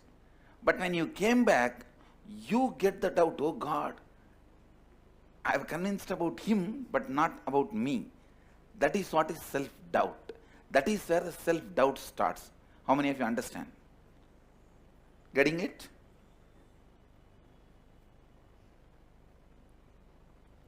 First word, the gap between these two, self-doubt.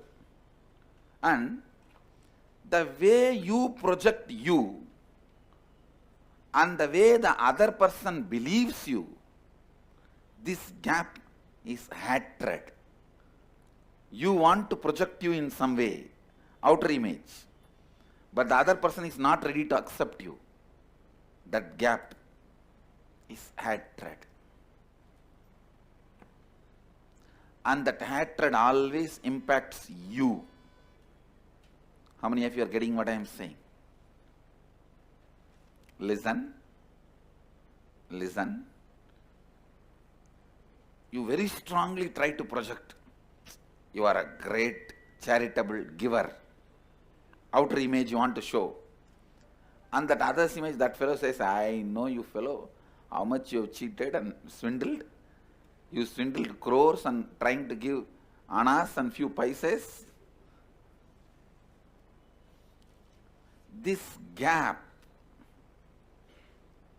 gets developed in you as a self-hatred.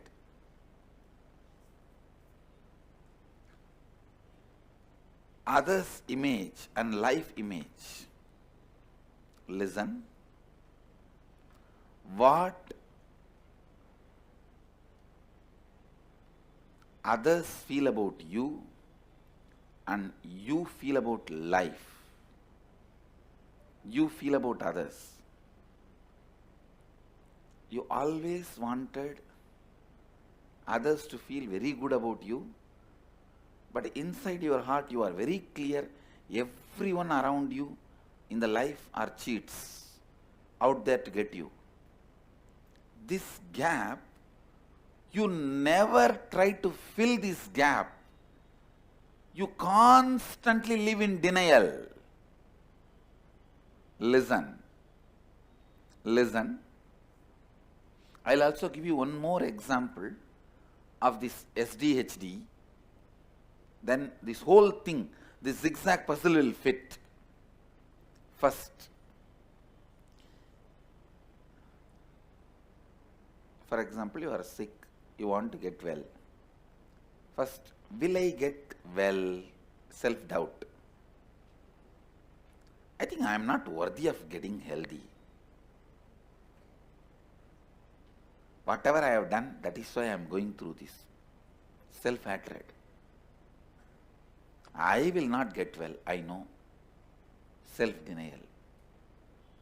How many of you understand now this three statement? That is exactly the game you will be playing in this gap, in this gap, in this gap.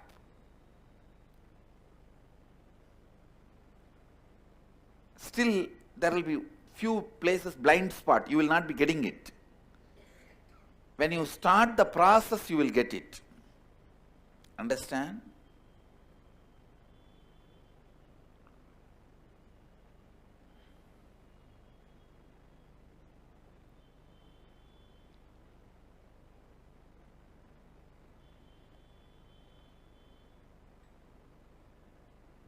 There's a very beautiful book, Vakya Vritti, where this genesis of identity,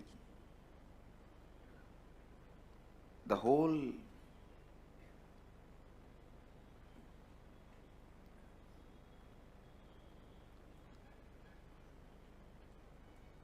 the way you perceive you, world, the depth with which it is presented. I am actually leading you into the depth. Usually in traditional monasteries it will take 10 years for somebody to grasp that. Now I am trying to lead you in 1 or 2 days, that's all.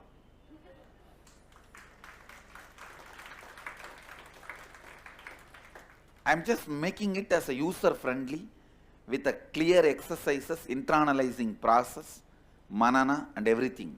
Listen. You are actually going through a crash course on enlightenment.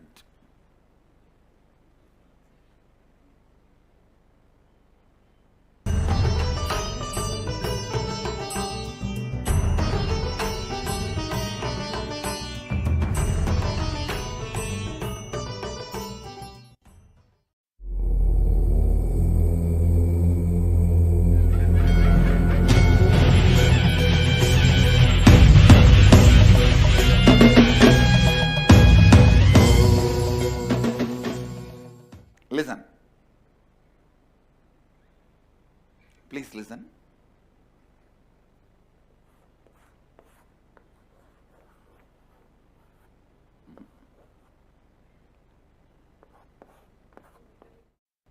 Now you are able to see?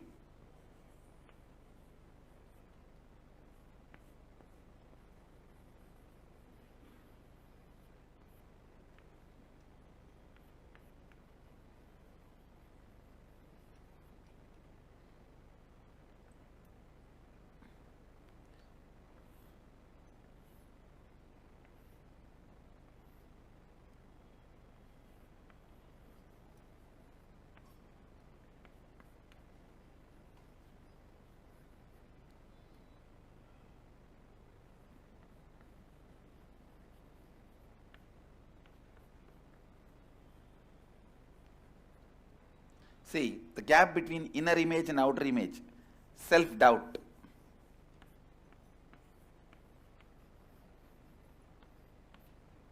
The gap between outer image and others' image, self-hatred.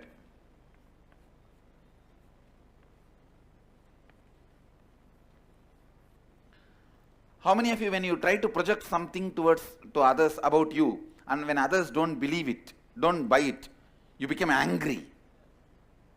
That anger will naturally turn towards you only as a hatred, that your inability, you are not capable, you are not able.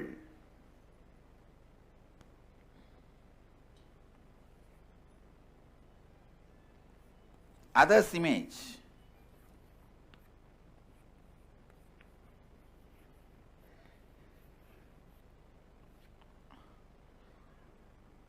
And life image.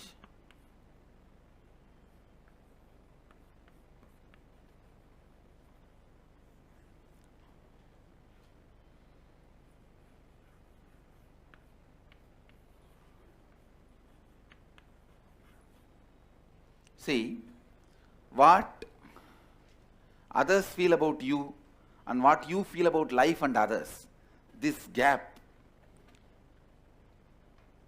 is self-denial, means you never want to bridge that gap. You always wanted others to trust you and you will not trust others. You think that is your intelligence. No, that is stupidity. When you have a wrong image about life, you will never see the possibility. When you don't see the possibility, never growth happens. One of my biggest successes is I go on seeing the possibility of the person. It's not that I don't train. I don't hit at that person. I don't train the person. But I never give up. I never give up. I tell you, that is one of the main reason for my success in any situation. Whether training such a large number of disciples so thoroughly and making this Sangha happen in so many countries across the world, or the way we raised or when we were hit, the way I faced, the way I rebuilt, in everywhere, this one quality, the ability to see the possibility, tirelessly and not giving up, means zero self-denial. It is the self-denial which is the most powerless quality in everything. Now I will help you to find each of this gap. Clear? I don't have a ready-made manual for this because this is today's prasada. In next IA only we will be having manual. So whatever the internalizing worksheet you have is all the syllabus developed in last 2-3 IAs. But today I don't have for this internalizing sheet. Just see the self-doubts you have about you. Pen them down. Listen, self-doubt means, I am again explaining, please listen. Listen, please listen. When you project yourself some way which you think you are not to others, when the other person is convinced but you are not convinced, what happens in you is self-doubt. How many of you are clear about this word self-doubt? How many of you are not clear? Please tell me. I'll explain once more. Keep the hands up so that you can listen. Listen.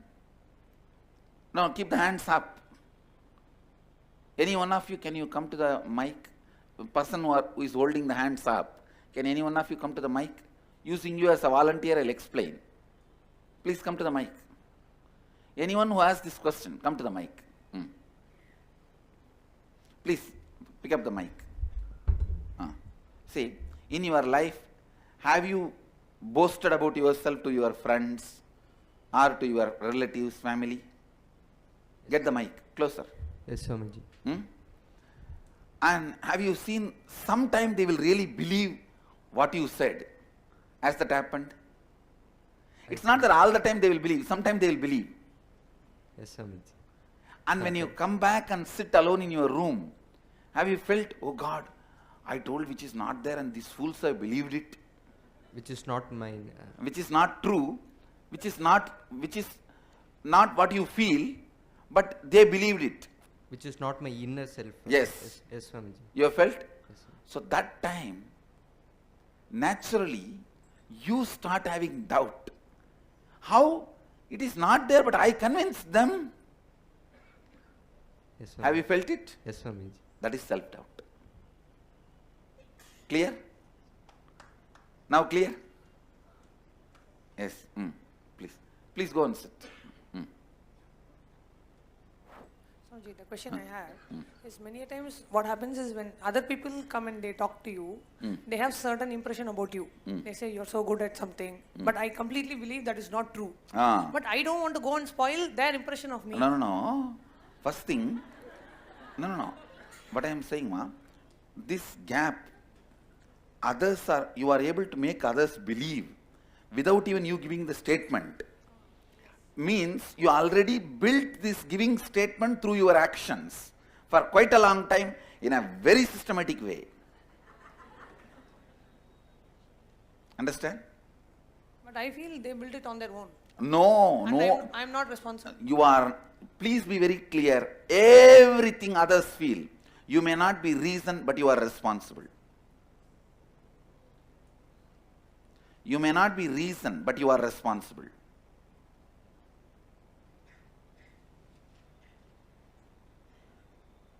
Clear? I'll explain from my own experience. Rajesh, I'll just answer this question and then I'll take your questions now. I'll just finish this. Listen. I'll talk from my own experience. My 4 images, I'll talk. Then you will understand. When I look back, what is the inner image I have? I once tried. I sat in the mirror and tried to look in. The vast emptiness. That is the word I can describe.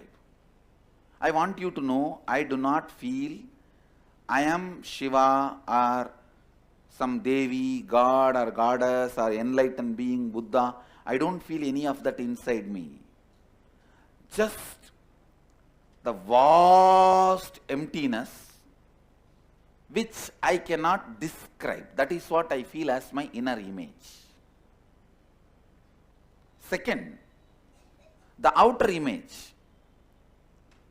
The outer image I project is, I am an incarnation happened to transmit the same experience to you. That is the outer image I am projecting. Others' image means what you expect from me. It may not be same as I project. You may not be here just to get enlightenment from me. You may be asking for health. You may be asking for wealth. You may be asking for some miracle.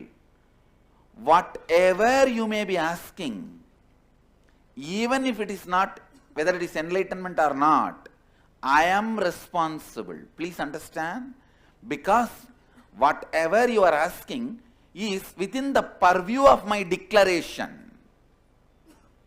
Please listen. When I declare, I am an incarnation who is here to transmit that experience to you. So within that energy play purview only your health comes, your wealth comes, your knowledge comes, your relationships come. See, if you expect suddenly I should give 100 century like Sachin Tendulkar, I am not responsible for that. You understand? Because that is not in the purview of my declaration. But if you expect me to cause a miracle in you and make you healthy, make you wealthy, or make you fulfill in your relationships, make you experience completion, make you experience satori, make you experience enlightenment, for all this, whether I said or not, whether I am reason or not, I am responsible. Clear? I have to give you that, and I have to make you, prepare you, make you qualified to receive it. And I will do my job. I will do my job. So, I cannot say, oh, I declared I will only transmit enlightenment, but these guys are coming and asking me, they have a headache. What can I do about it? No, I cannot say. I am responsible for the ripple effects of the image I declared. I may not have directly said, I'll heal your headache, I'll heal your cancer, I'll bring wealth to you, I'll make you rich, I'll remove the poverty consciousness from you, I'll give you the fulfillment in your relationship. I may not have said all those words directly, but all this naturally comes under the purview of my declaration, my outer image I declare. All of you are clear? And I am telling you guys, I am very clearly declaring with all my integrity, authenticity, responsibility and commitment, I am an incarnation happening to transmit this enlightenment experience to all of you. I am clear about it. And in this purview, anything you expect, I am responsible for it. As I said, suddenly if you expect that I should become Prime Minister of India tomorrow, I am not responsible for it, because that is not my declared purview. But if you ask me, there should be a good Prime Minister running the India, I am responsible for it. Because that comes under the purview of the energy. You understand? If you ask, there should be some nice person, good person doing good work to India, then I should take the responsibility for that word, for your prayer, or for your thought, for your expectation. You understand the clear difference? Yes. If you ask me, I should give 100 century like Sachin Tendulkar, I am not responsible for it. But if you ask me, India should win in this match, I became responsible for it. Understand? Even though I don't like cricket. So now, all of you understand what I am saying? Now you understand the responsibility this chair carries. Anyhow, I have to give you, and one more thing, please understand. Till I fulfill all the expectations of the people who entangled with me, means who are initiated by me, till you rest in that space, I have to make myself available to you, whether you leave the body or I leave the body. Understand? The moment the entanglement happens, means the initiation happens. I commit with you. Usually during the initiation, I will be giving the commitment. I will see to it you achieve that ultimate state of enlightenment. The moment the entanglement happens, whether you leave the body or I leave the body, I have to make myself available to you and make you reach that state. It's a commitment. It's a commitment. I am responsible for it. That is why still Buddha is available for our call. That is why Ramakrishna is still available. masters are still available because of their commitment to the world and the human beings. So whether you directly declare or not, within the purview of your declaration, you are responsible for others' image. Clear? Rajivji, please now you put your question. I'll answer his question and then please. It's an amazing framework, Swamiji, of these. I'm really looking forward to this. Yes. The self-doubt, the difference between my own self-image and what I'm projecting and convincing others. It seems like this is the salesman's dilemma, because salesman is always trying to sell what he doesn't believe himself. In fact, they teach you in sales school that whether you believe is not, whether you convinced him is important. And in fact, they did a survey that a large majority of senior executives at McDonald's don't eat McDonald's food.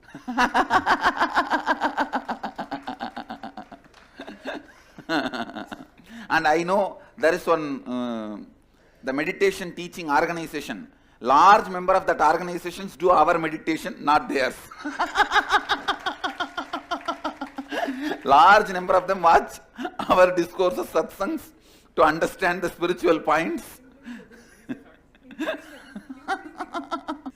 So now all of you understand this word self-doubt. Shall I move to the next word?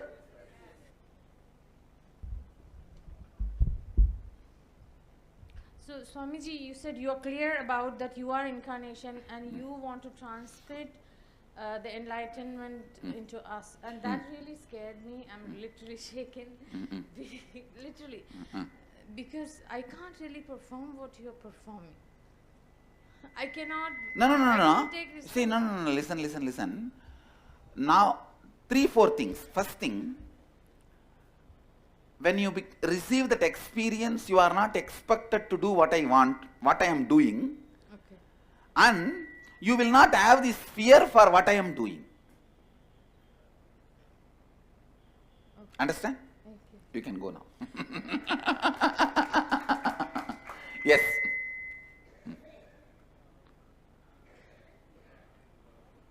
See, when we learn the lesson about the responsibility, you will understand. Responsibility is not more work, it is more power. I'll make you understand then when we come to that. Maybe tomorrow we will be reaching to that responsibility. Responsibility is not more work, it is more power. First, let me go step by step. Yes, you have any question about? See, I wanted all of you to put all your questions about self-doubt. And I will also explain later on the point Rajivji mentioned, that salesman's dilemma. There is a difference between the salesman's dilemma and enriching. I will explain that later on. Yes. See, if a salesman completes with his self-doubt, he will become an enricher. If an enricher has a self-doubt, he will be a salesman.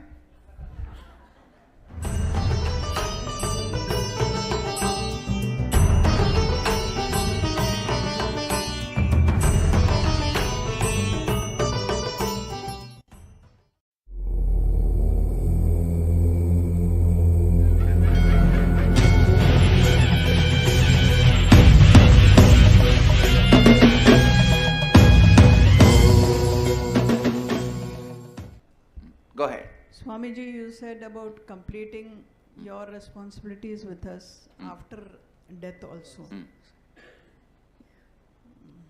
What I wanted to ask you is, you will be available for us after we leave this physical body?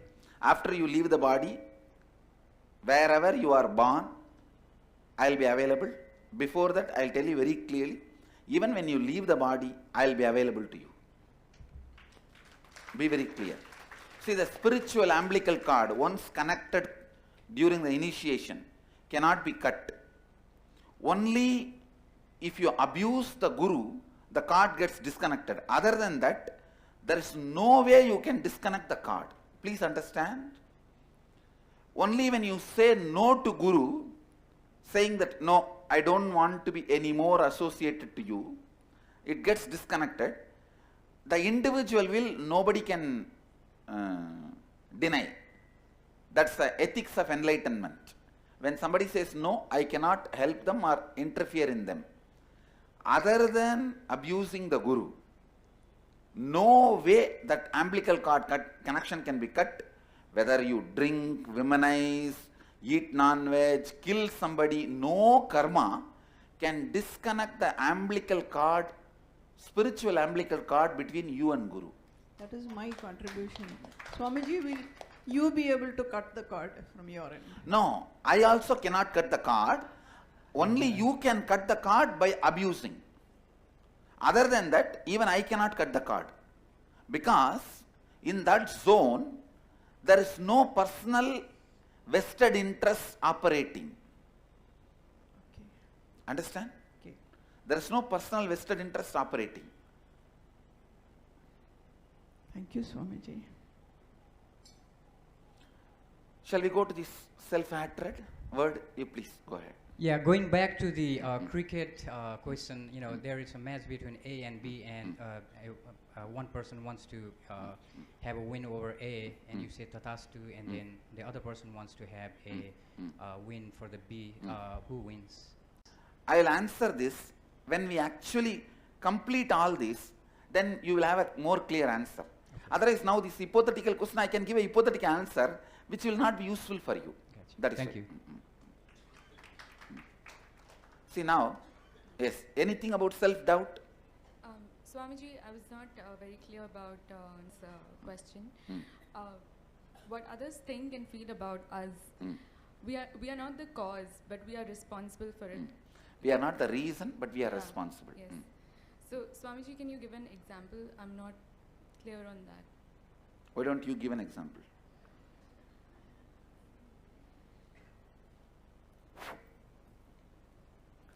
So many times people come forward and they share, what they feel about me. For example, I can say somebody comes and says, I feel you are such a good leader. But I don't feel it that way inside me. I don't cognize that in me, but they feel it that way about me. So that's what I was asking Swamiji, that I didn't feel I was responsible to create that image, but just now I got a clarity that whatever it is, maybe I may not have said it, but my actions and the way I am behaving or the way I am acting has created that cognition in them. So, Clear? Thank you. Next word we will move. Self-hatred. I am defining. Yes. You have to repeat the whole thing now. Sorry to take the time because No, you don't need to feel sorry about taking time. Your question need to be proper, that's all. okay, because you just have told about the responsible for others image as well. Can you tell a little bit in a bigger picture, because in this hall we can see our own own activities that may project images about us from others, but in a bigger picture something happened in somewhere else. How can we actually be responsible even though we have reason? Something happens somewhere else which is not in your purview, you don't become responsible. Okay. If you put the precise question, I'll give a precise answer. Okay, so whatever happening out of my limit, which is not, I'm not responsible. I think even this word's limit, I am not, all this I wanted to answer only after you explain the situation.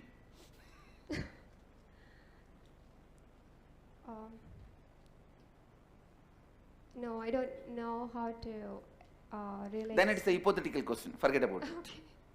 Okay, thank you, Swamiji. Yes. Let me move to the second word, self-hatred. Yes, please put your question. Regarding self-doubt, is it like fear is making us to have a self-doubt?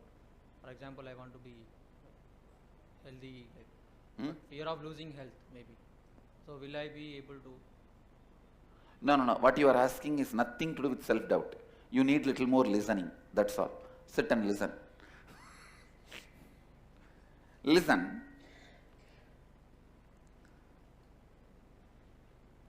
See, the example I gave, will I become healthy, is self-doubt.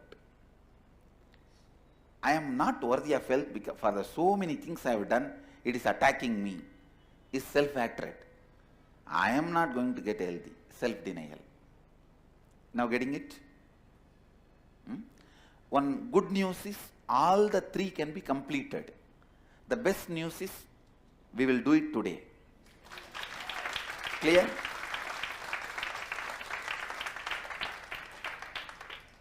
Self-hatred. Listen, when you try to see all the struggle with the outer world for us, with all the human beings, is nothing but you try to push yourself in some way, but others are not ready to receive you in that way. That's all. How many of you understand? Sometimes you show yourself as a very compassionate person, very passive person in an aggressive way. In a very humble, like this, 120 feet tall cutout.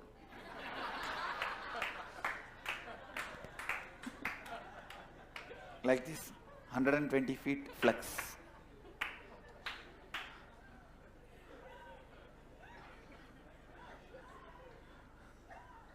Understand?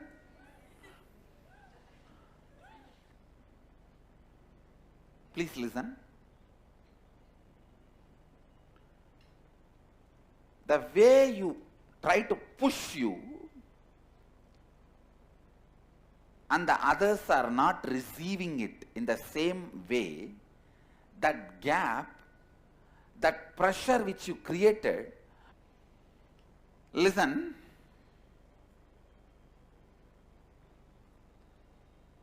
the pressure with which you push you to others, towards others, on others, when they don't take it, that whole thing comes back inside you as a hatred that you are not capable, you are not worthy. I am not worthy. What is this? Where am I missing?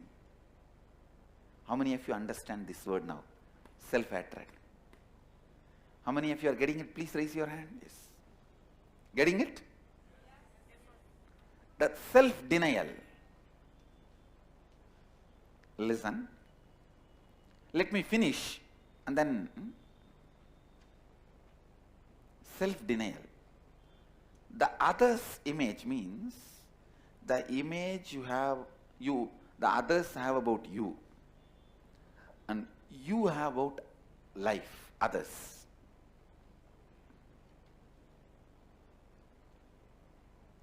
You always wanted others to feel great about you, means very trusting, loving, compassionate, caring. But inside you, you think, all these fellows are out there to cheat me. Listen, when you open and trust others, you feel vulnerable, you are afraid tomorrow they may cheat you. So you keep yourself closed. But you constantly expect others should open. Listen, the biggest secret is opening up but not being powerless. Trust, open up, but never being dependent. Just yesterday I was talking to one of my Swami. I may not be unhappy if you are not here, but I am happy if you are here.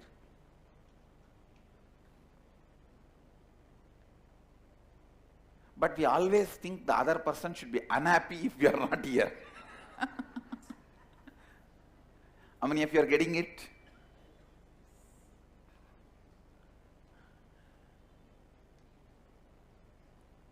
Completely open, trusting, but not powerless.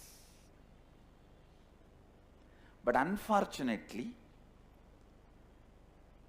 whenever we are open, we feel we are vulnerable. So we close ourselves, But we expect other person should be open.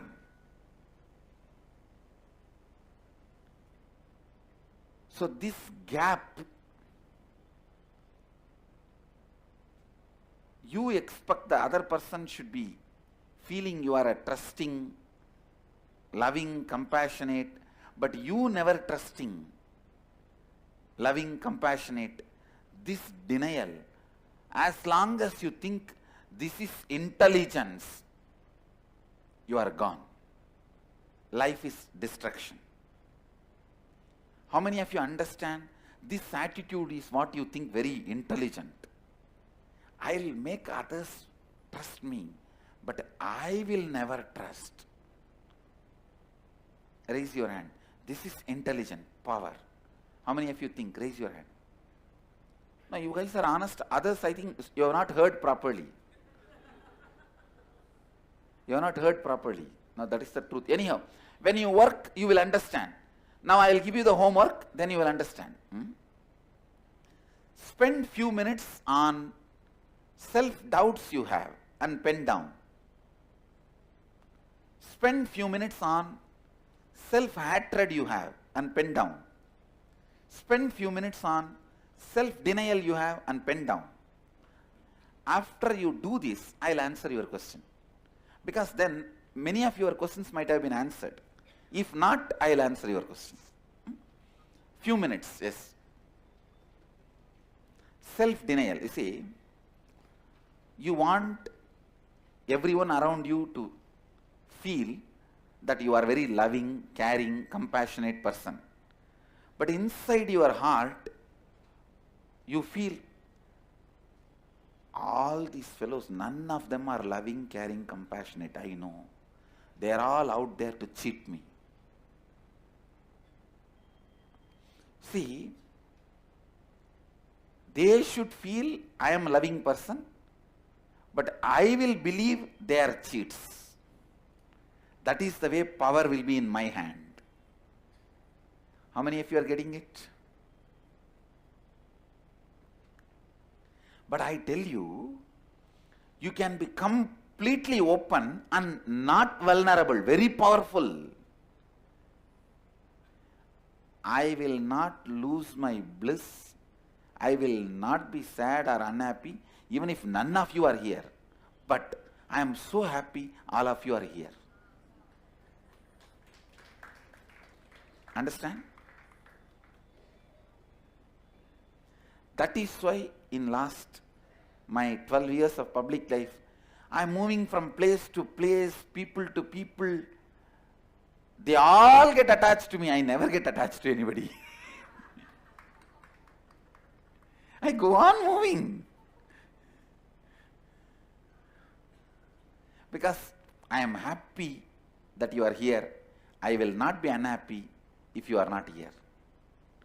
Completely being, I trust, but I don't become powerless. Because of that, my trust is pure. I don't have to play the game of all these fellows are cheats. I don't have to have that idea. I don't have to have that idea.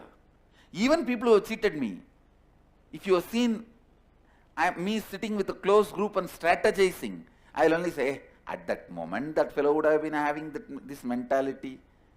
I will never call that person itself as cheat. I always tell, you might have failed, but you are not a failure.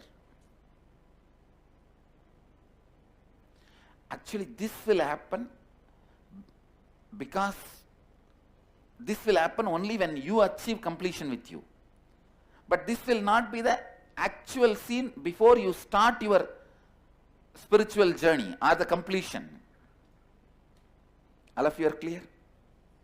So now can we all spend few minutes on this word self-doubt and pen down whatever you have. One more thing, don't worry, don't have doubt whether your self-doubts are right. Even if these three are not watertight compartmented, separated, there will be one or two ideas overlapping on everything. Don't worry about that. Whatever you classify as self-doubt, pen down. You classify as self-hatred, pen down. You classify as self-denial pen down. And this whole thing is gift of Kala Bhairava. Today morning he revealed. So the credit goes to Kala Bhairava.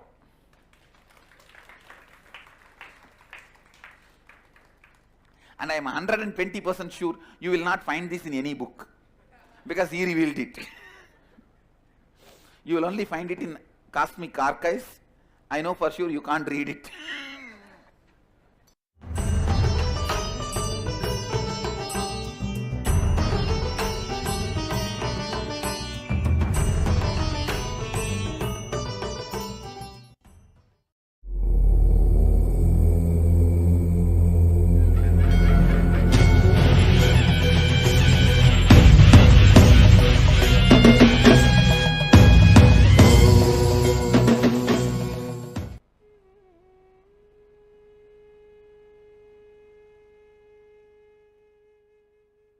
When I project something about me to myself inside me, secretly I think something about me inside. But when I project it outside, it's something different.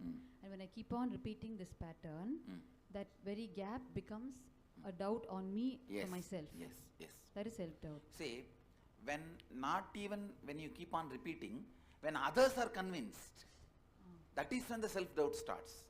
Okay. If you just go on be telling, I am this, I am this, I am this, I am this, and nobody is there except few trees and plants, That doesn't it become doesn't become self-doubt. self-doubt. When others are convinced only, it becomes self-doubt. So then self-hatred is when I am trying to project something about myself to others, but others are not willing to see it that way. They perceive it as something different. So when that happens, I feel at a loss every time how to make them convinced about it, and that comes back as hatred for me. So, unworthy. Unworthy. It starts as unworthy and becomes hatred. The consolidated unworthiness, solidified unworthiness becomes hatred. Yes, Swami. So, like how I understood these two things, the third, self-denial, I'm not able to understand the direct relation between the gap between how I perceive others and others perceive me, how that is called how that takes root as self-denial. Listen, see, all of you, can you all listen? Provide listening. I am giving you deeper insights. Listen.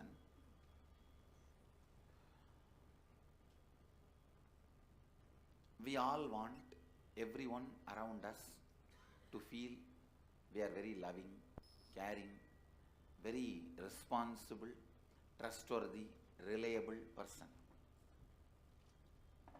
We yearn for others to have a completely open, integrated relationship with us. Not lying, not cheating, completely integrated, completely authentic, very straightforward, truthful, honest. We expect that. But we ourselves don't do that. Why, you know? Not that you want to be dishonest. You are afraid if you are open, honest, integrated, authentic, you may be vulnerable. Others may exploit you, may take you for granted, may manipulate you. So you always strongly believe being open means vulnerable. Because there is some part of you which can be manipulated by others.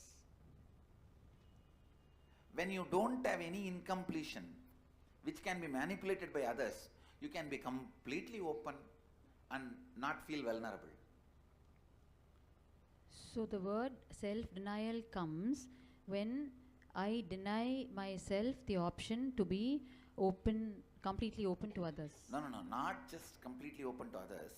When you expect others to be completely open, but you deny the possibility for yourself. Okay. Is self-denial. When you don't expect others and you deny it on you, then okay. It doesn't become self-denial in you. When you expect others, but you do not do it, it becomes self-denial. Okay, Swami. I got Clear? it. Yes. Everyone is clear about it?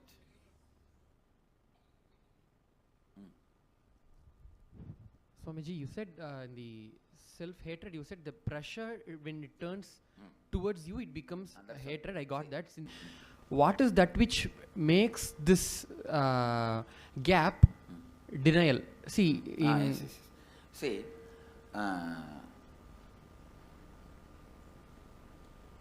here there is no pressure, there is an unbridgeable gap. You are not able to reach out.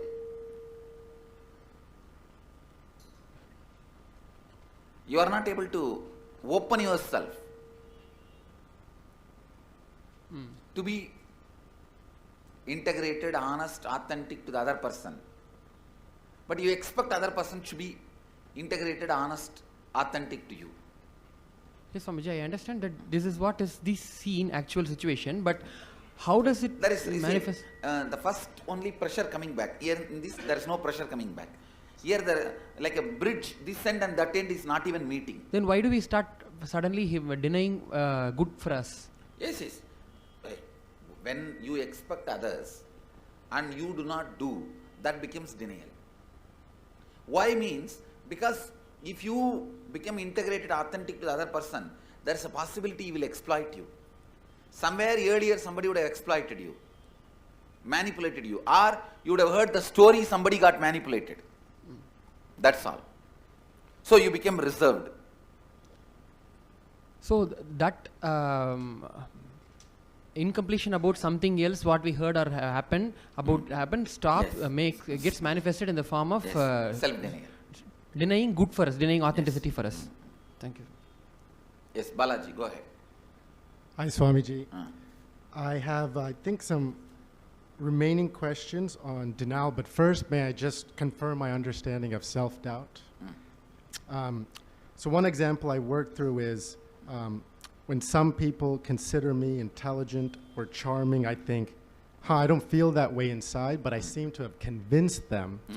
That is And self-doubt. I get your point that it's the convincing that causes me to doubt, but I don't know. Yes. But I don't know why.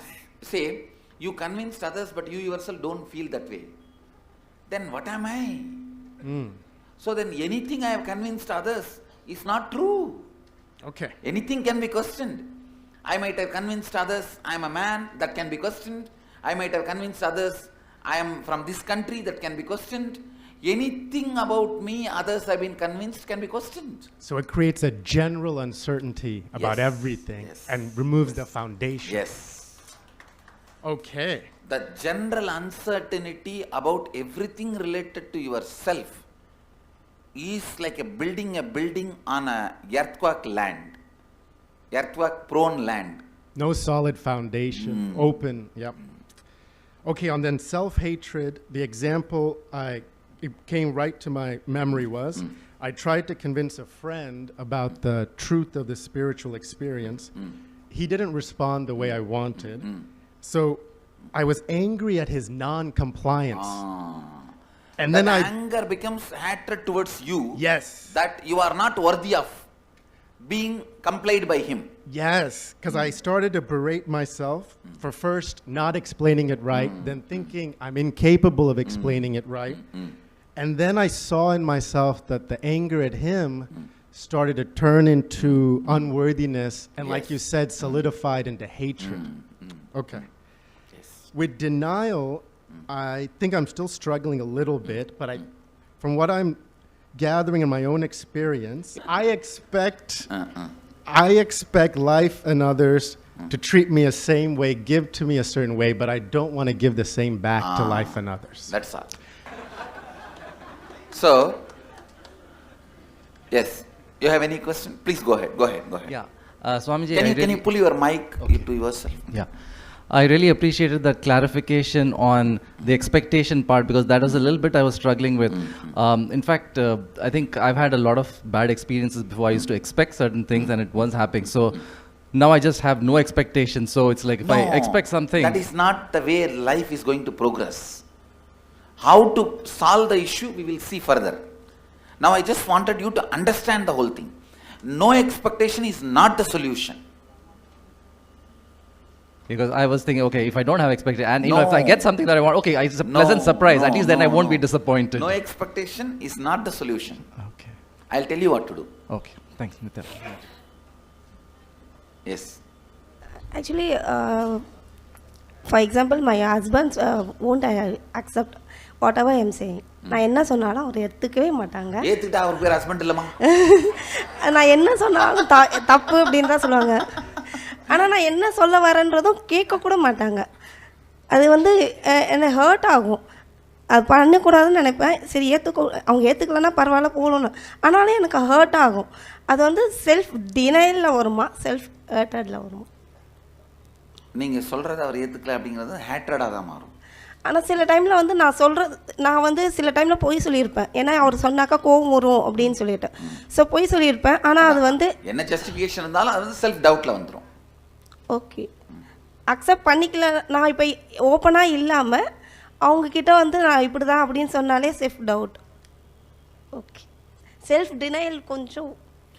அவர் வந்து ஓப்பனாக இருக்குன்னு எதிர்பார்க்குறது, ஆனால் நாம் ஓப்பனாக இல்லாமலே விளையாடுறது கேமை. புரியுதா? முடிஞ்சு போச்சா? அவ்வளோதான். Yes, please go ahead. Thank you, Swamiji. I especially wanted to thank you on giving a very clear-cut distinction regarding my being responsible when I'm not perceived as the reason for something. Thank you very much. I think everyone should know about that. That has been causing a lot of problem. And the other one, Swamiji, even yesterday I said what was my purpose in coming over here regarding self-denial. In nearly 60 years of my life, I have been trusting towards everyone, and like you said, people would have taken advantage of that. That has happened many times, and given a chance, I'll still trust people and still be taken advantage. Can we do something about that? I see. I'll answer this question after this completion process. Yes, yes, Swami. Thank you. Yes, please go ahead. Namaste, Swamiji. Yes. Self-denial pati. This is my understanding. I wrote my experiences. I want everyone to be surrounded by me. I want so many people with me. But I don't personally, on my own, I don't go and mingle with anybody. So I feel that alone. Is also the reason self-denial. That's also self-denial. That's self-denial. Okay. Second one, whatever work I take up or whatever I try to do, it gets delayed. கரெக்டாக அது கை நழுவி போன மாதிரி இருக்கும். Bus ஸ்டாப்க்கு போனால் அப்போ தான் இந்த பஸ் போயிருக்கும் or something of that sort. When I started thinking after your class, it's my understanding, whatever work comes to me, I should have done it priority basis. நான் என்ன பண்ணியிருக்கேன்னா on my like basisல பண்ணியிருக்கேன். So probably I would have left out the priorities. So my prioritiesலாம் அங்கே miss ஆயிருக்கலாம். This is my guess. Please correct me. So no, your guess is right. Me feeling I'm unlucky should be corrected by correcting. That is actually comes under inner image. Okay. That's it. But my doubt is, Swamiji, I like to keep myself away from the people who try to create problem. And but somehow the problem happens to me through somebody else. But I don't create such problems to anybody. Okay, I understand. We will deal this issue when we complete the completion. But this is also self-denial, Swamiji? No, this is not self-denial. When we go through this process, many of these questions will be answered. Then I will take up the remaining questions. Okay, thank you so much. Like how Balaji's questions got answered the moment he went through this, like that. Yes, thank you so much. I'll take your questions also later on. If it is there, if it is left out, unattended. Yes, now we will be going to the next levels of finding out the root, finding out the incompletions. Step by step I will lead you. Because still I have not yet completely shared what Kalabhairava has said. In the next sessions, next session, we are going to write what we want as an inner image, what we want as outer image, the best inner image, the best outer image, best others image, best life image we want to have. So from that perspective, we will start penning down all the incompletion. I think when we do it step by step, you will understand. So all the Tanidars, Kotaris, Mahans, Sri Mahans who are online attending through two-way video conferencing, still I have not completely shared what Kalabhairava has gifted. So if you are free, you can join. That's all, not compulsion. No, not Tanidars, sorry. Mahans, Kotari, Sri Mahans. Okay. So, let's gather for next session. Thank you. Be blissful.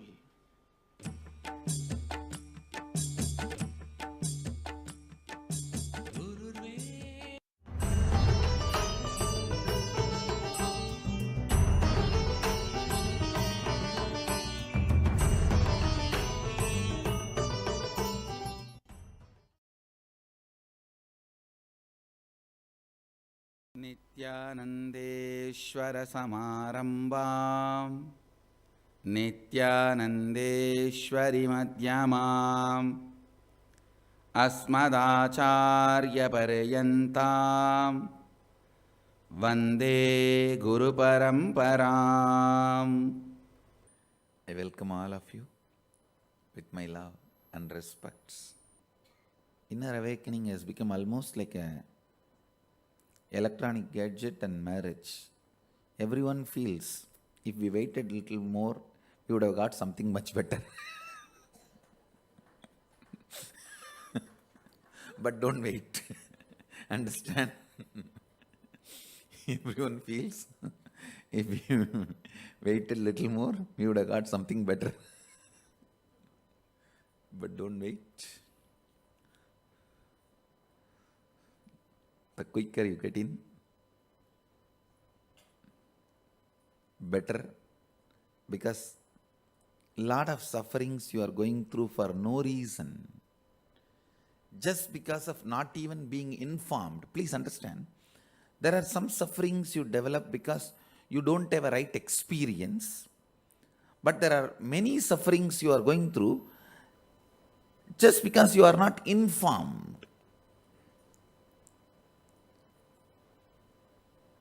Inner awakening will clear those tons of sufferings which you are going through just because you are not informed. Please understand. Many sufferings which you are going through not because you don't have experience also will be cleared by my initiation. That is one side. There will be many sufferings will be cleansed. You will be out of it, which you are going through just because you are not informed. Understand? So, have it as early as possible.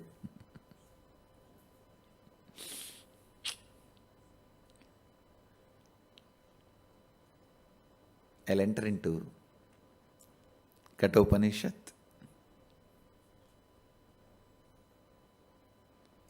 I have something very important to share with you all. In Kathopanishad today, I was explaining the way the Vajashrava's mind was getting degraded and the space he was going through. Please understand, when I explain the degradation happening to Vajashravas, the meaning of the explanation is,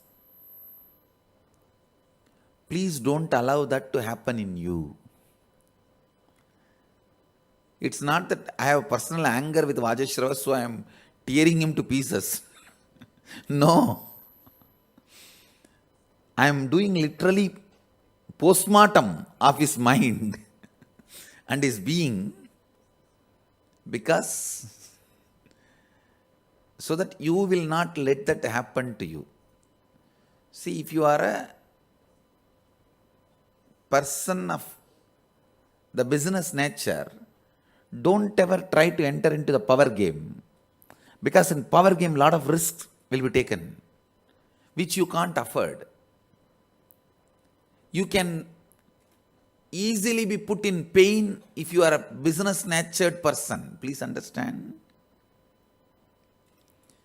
If you are a business natured person, only one of your shop getting attacked is enough, you will move out of politics.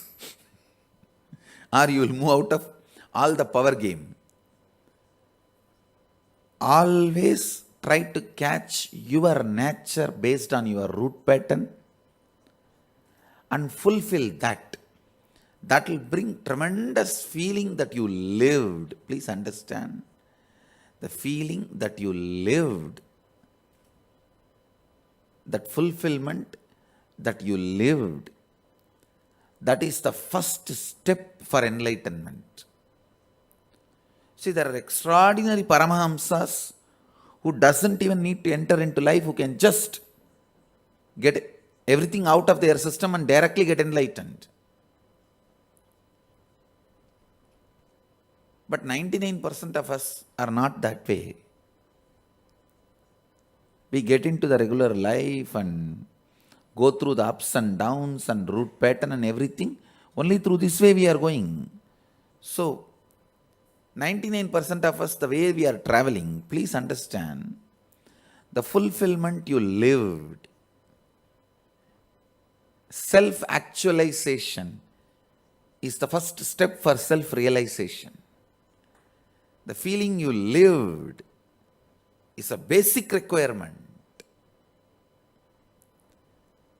In Vedic tradition, we call that as Pratyagatma Chaitanya Jagrata.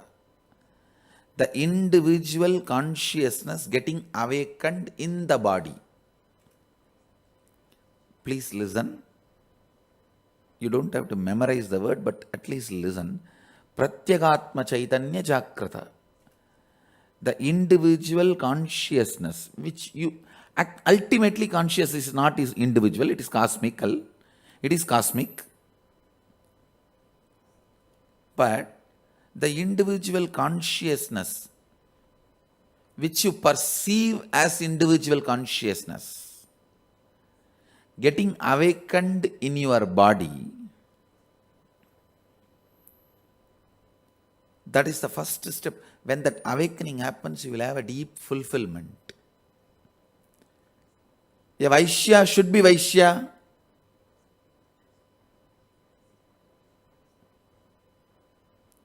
Brahmana should be Brahmana. Kshatriya should be Kshatriya.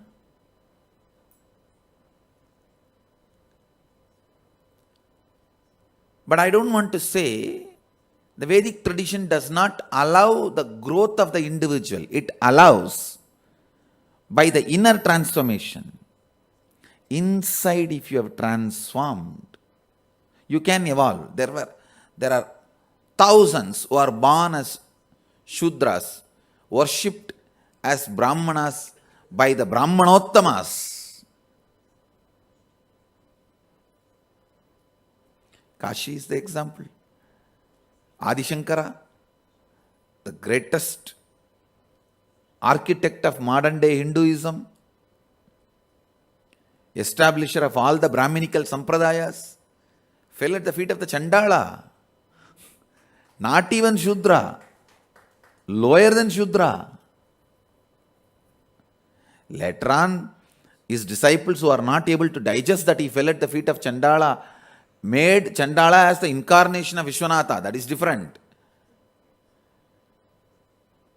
But the truth is, he fell at the feet of Chandala. That's all. That's a fact. Means what? Vedic tradition does not stop growth, but the growth should always be propelled, initiated, incited from inner space. Not that for the sake of external comforts, you can try to act as if you are moving to the next ladder. Here in the case of Vajashravas, he is not even going up, he is going down. A Kshatriya, ruler, king, who is supposed to be constantly giving, please understand. In Vedic tradition, only two communities are allowed to hold. Vaishyas are allowed, Shudras are allowed to possess and hold. Kshatriya can control only on behalf of country, but cannot personally hold. A Brahmana can't even do that. Please listen. The definition of artha, wealth, and possession is very clear in Vedic tradition. Vaishya and Shudra only can have personal wealth. Kshatriya can protect on behalf of the country, on behalf of the community, on behalf of the group society which he is ruling, but he can't personally own. He has no right to own personally. He has no right to possess personally. At the most, till his coronation as a king, the king's son or daughter, till they are coronated as a king or queen, they can have little small thing, gifts which they received from their elders, parents, they can own. That is why in Mahabharata you can see Duryodhana has little personal wealth. Few thousand, few lakh gold coins, which is nothing. But Dhritarashtra can't have. Till you are coronated as a king, you can have little bit, but not after you are a king. You can only control on behalf of country, on behalf of the kingdom, on behalf of the group which you are ruling, but not as personal wealth. Brahmana can't even do that. Neither he can possess, nor he can control on behalf of the country. Completely outruled. Here Vajashravas gets into the cheap mentality of personal possession. Understand? Only when you get into the mentality of the personal possession, you will start the business. The business mentality will start. So he falls from being a Kshatriya to Vaishya, and by doing fraudulence in the business of giving the cows which are useless, he falls to the level of lower than the Vaishya. He becomes so inauthentic. His authenticity has fallen 3-4 steps, almost like a free fall. Free fall. I want every one of you to look within you and see from your authentic identity which you want to have, how much of free fall has happened. Please sit and spend little time and find it. Understand? Most of the time, just finding it will solve the issue. See, what is the authentic identity you want to have?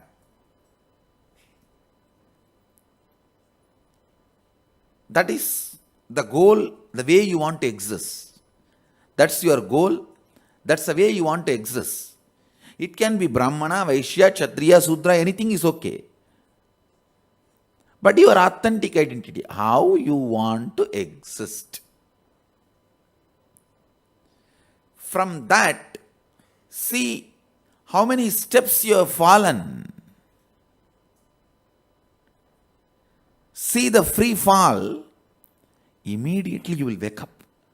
See, the free fall will be happening as long as you don't know the free fall is happening.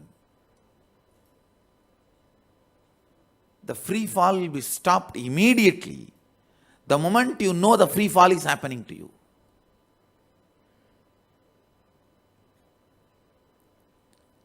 It is unfortunate you are not reminded the free fall is happening. The stupid entertainment industry is managing that you don't get that intense about life, that authentic about life. I tell you, if you are really interested in living spiritual life or living the life of enlightenment, living the life where you want to cause your reality, keep the stupid enlightenment, this stupid entertainment industry out of your life. Please understand, anything great can be achieved only by keeping the entertainment industry out of your life. Even the stupid concept taught to you, oh, you will be stressed if you don't get little entertained. then go and do all the stupid entertainment. Are you out of stress? You are more stressed.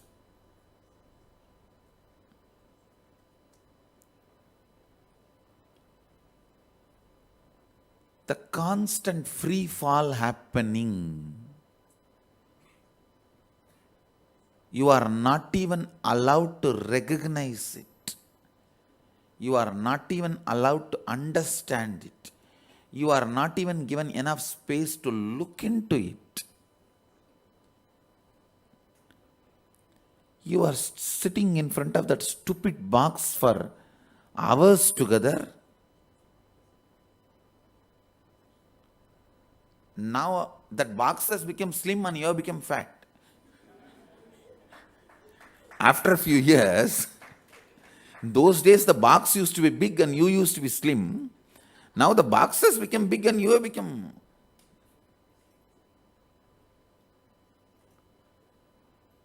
Please understand. Consider this very seriously. Only first 1 week you will feel that you are missing something and all that.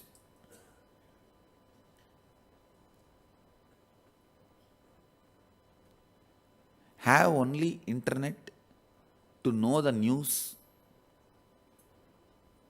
That also I am telling you. Only get the information, news which is required through the words by reading. Do not allow the sound. Do not allow the sound and visuals. Please understand, these are all a powerful mental fasting. See, the Vedic tradition says, Agara Shuddhayo Smriti Shuddhi. The purity of the food leads to purity of the memory. It is not just the food which you eat. It is the food which you eat through all 5 senses. Please consider this request very seriously. Of course, you need to know what is happening with the world, in the world. You need to have much information to run your life. Get everything in the internet, that also just a plain Word document type. Do not allow the sound or the visuals. Please understand, sound and visuals stop you reaching the reality, you seeing the reality. You know, by and by, slowly, even in your regular life, in your imagination, you always bring the cinema background music even for regular life situations. Only with that imagined background music, you are even approaching every situation. How many of you are able to understand what I am saying? That you are doing this in your life constantly in your imagination. Raise your hand. Don't you see to the level the entertainment industry has gone into you and painted your perception and your life? I tell you, the day human beings again start seeing the reality without the necessary for imaginary background music and editing.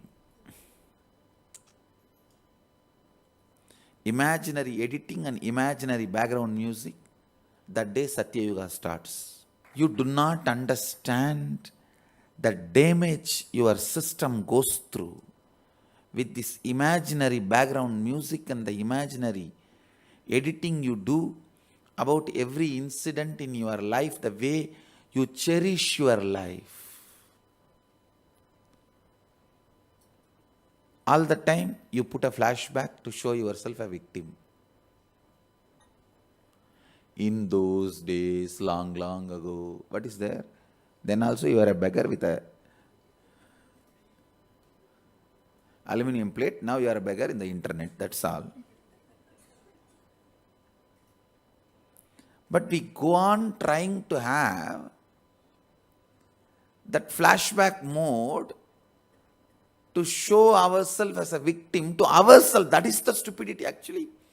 The worst thing is, even You wanted to change the facts about your own life from yourself.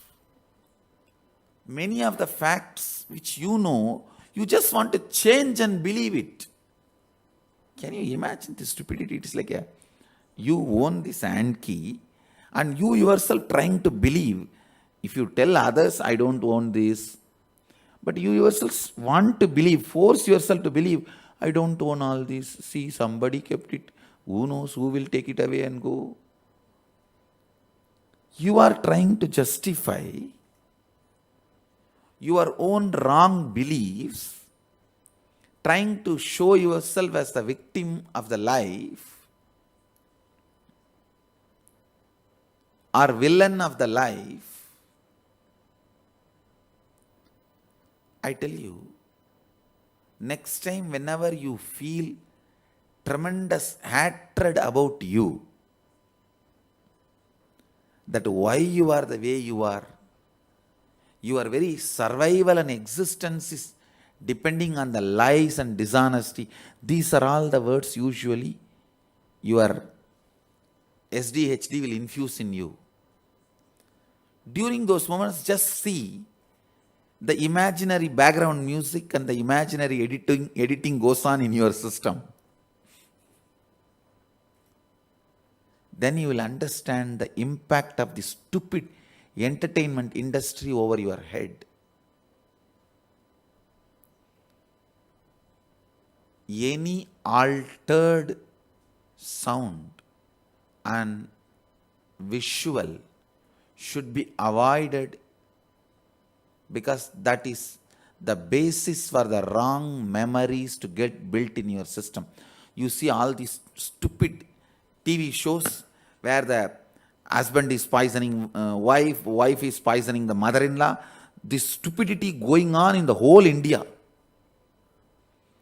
India's most practiced religion is TV serials. Please understand. Most practiced religion of modern day India is TV serials. And you see all the stupidity and the background music. Dum! All the news channels have become almost like a crime movie or this ghost movie. See, in those days, the musics which use in the ghost movie and the spirit movies, that music has become a regular musical trend in any news channel. Even a small thing, the way they show, in one house.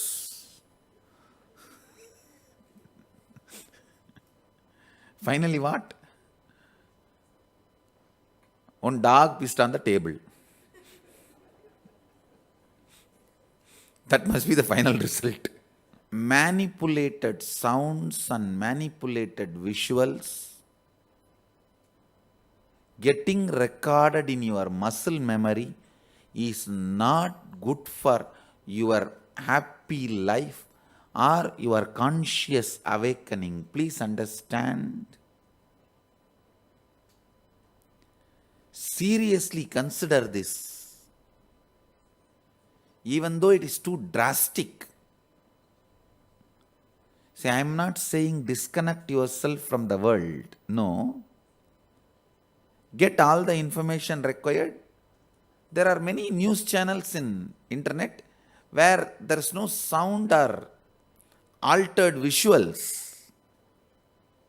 A simple straight newspaper format.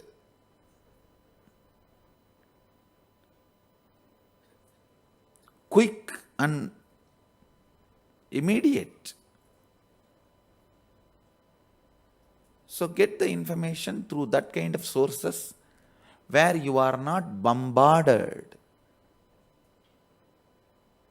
This TV serial is another one great stupidity going on this all over India. I don't know what can be done about it. Because they see in the serial how the mother-in-law is conspiring against the daughter-in-law, how the husband is conspiring against the wife, all that, and they exactly project the same thing on the husband. That stupid fellow has gone to the market to buy vegetables and ice cream for you and your kid, and when he comes back late, I don't know where he is going. I am seeing 1 or 2 hairs here and there on his coat. I don't know whether he is having any extramarital affair or he is planning with her to kill me. By the time you finished one full circle of life, in 5 minutes he being late to the house, in that 5 minutes you finish living one full circle of one murder, one rape and 2 divorce. If you fought with your girlfriend night 10:30 and did not pick up the phone till next day morning 5:30, she has divorced you 10 times, broke up with you 7 times, joined again 20 times. Understand?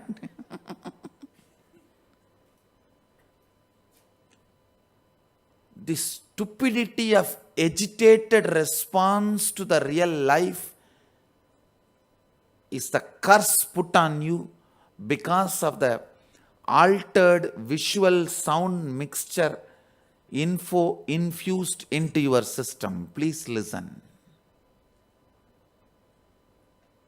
It is the TV serials and the stupid entertainment industry which is responsible for,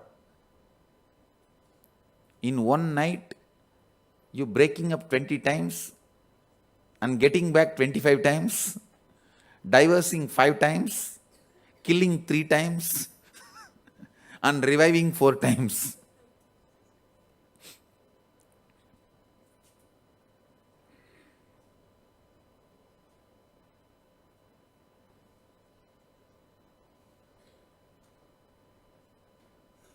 I think this need to be contemplated a little more. You should meditate on it and even do a Vakyartha Sadas on it. Night 10:30, if you fought with your girlfriend until tomorrow next day morning 5 o'clock, you did not pick up her calls, see the messages. You have been cursed 17 times. 10 times breaking up has happened. 11 times getting back has happened in one night. You need to contemplate on this. This kind of the agitated response. Agitated response has become a normal lifestyle just because of the stupid cognitions constantly being poured into you by the entertainment industry. You see, you don't bother about good or bad. You just want to be doing something to feel spicy, to feel important. It is in my power. Come on, let me do it. And you don't bother about larger picture, side effect or after effect. Anything in my hand, let me play with it. That is the only way I will prove my existence. Your existence is proved by your contribution, not by your ability to throw tantrum. Please understand, the people who are not able to contribute try to prove their existence by throwing tantrum. I am not talking only about male or female, any side. In general humanity, trying to prove your existence by throwing tantrum is one of the biggest stupid mentality we accumulated, we acquired. Understand? Free fall from your authentic identity is hell. Wake up to the reality of the free fall happening in you. You will suddenly know that you have to take a serious action to stop it. To stop it. Look in and do not try to establish your identity by throwing tantrum. Establish your identity by contribution, by enriching.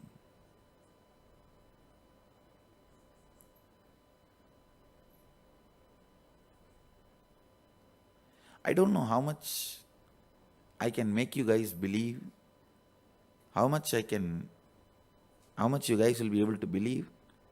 I have seen my own mother. She is still alive.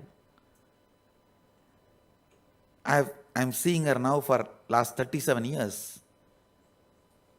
It's not that she was always only in the high in her life. She was born and brought up to a very decently established family. I can say that her parents are upper middle class people.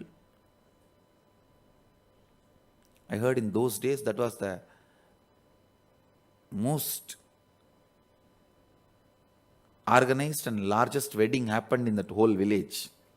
She had that kind of a background. But my father was not that rich, and he could not maintain even the wealth given to him by my grandparents. But throughout last 37 years, I am seeing her. I have not seen her even once trying to establish her identity by throwing tantrum. I just feel blessed that I am carrying her biomemory. Please understand. Even now, she is literally the Sangha Janani. Means she is the mother of our whole Sangha. She is the Sangha Mata. Literally. But I have never seen her establishing her identity, establishing her existence by throwing tantrum. Even now, whatever way she established herself, it is always through contribution. She is the embodiment of this one concept. Establish yourself only by contribution. If not, just lie down. When she is not able to do that, she will just lie down. But never take up the other route of establishing the identity by throwing tantrum or any power game or authority. I don't know how I will be able to convince all of you. If you lived in the ashram or if you have lived around her, you will know this one idea. She is embodiment of that one idea. I have seen her even from my childhood. Even when family went through the worst poverty, never I have seen her shouting at my father even once. Never I have seen her demanding from my father even once. Asking for something, fighting for something. Even when my father was not in the right mental state of doing some business successfully, even when he was frustrated, she took it up and started running a small grocery shop. I have seen her. She will cook in the morning, run and open the grocery shop. She will manage the grocery shop. In the night, she will lock the shop and come back and again cook. Of course, it's a large giant family. We had grandmother, so many other people also supporting her in cooking, the jobs of the house. But throughout, she established her identity only by contributing. I have not seen her once fighting with anybody. Even though she gets bullied many times,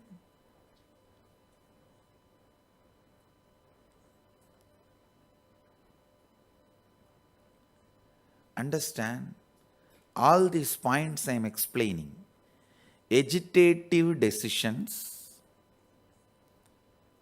trying to establish your identity by throwing tantrum, imaginary background music and edited replay of flashbacks, all these things are directly connected with each other. All these are closely related to the stupid entertainment industry and the ideas it dumps on your head.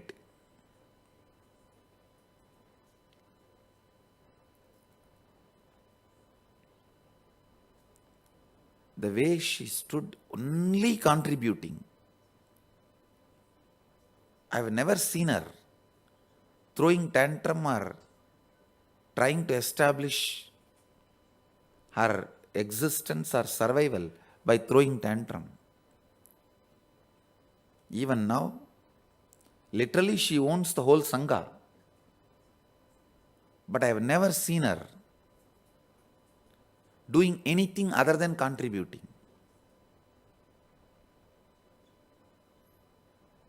So many times I have told her to take care of herself, whatever she wants to have and all that, but she will never accept any of my blanket offerings. Just like every ashramite, whenever I need, I'll come for approval and get it. Stop with that. Just like any ashramite, if they want to go to hospital, they will ask the welcome center, I need vehicle. Send me to hospital, give me medical assistance. Or if they want any clothes or any housekeeping necessity, they will go to the welcome center and tell, I want this, and then housekeeping will supply. That's exactly the way she lives even now. I'll tell, what is this? Why are you going and standing all there and all? You just have everything for yourself and do it. She'll say, no. Whatever is for everyone, let me do like that. Let me live.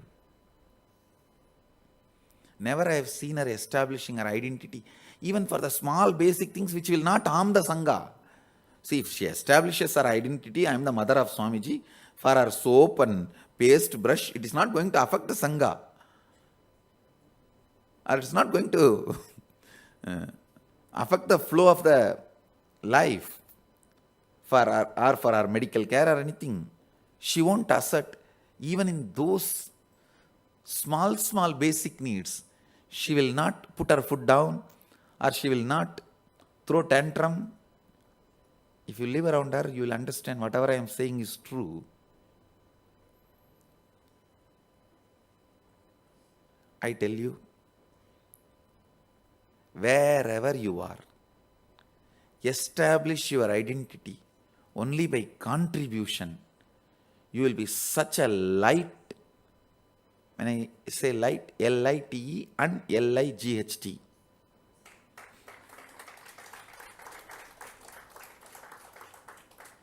You will be such a light being.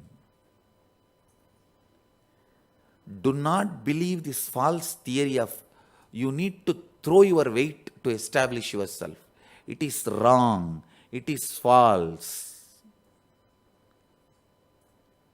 Don't try to tell me, you don't know the atmosphere I am in, Swamiji. My industry is like that. My family is like that. The background, the office I am working is like that. Unless I throw my weight, nothing can get done. No, it is. Please do not. I have seen the universe more than you.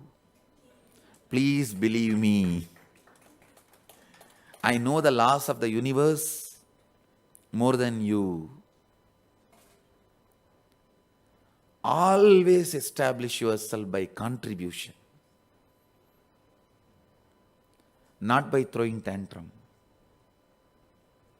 Not by throwing tantrum. That is one of the most stupid pattern you develop.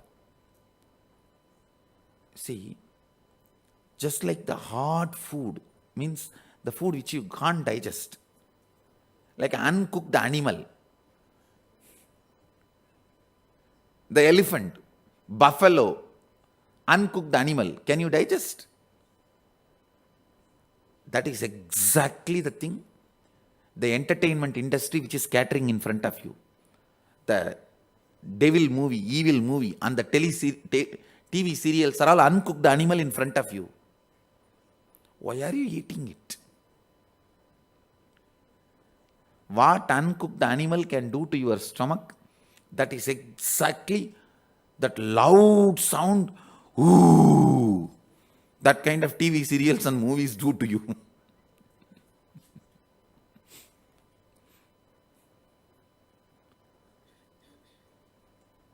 Almost all the mainstream channels have become this crime scene music background. In those days, only few movies, this ghost movies will have this kind of sound background. Dum, dum. Ah.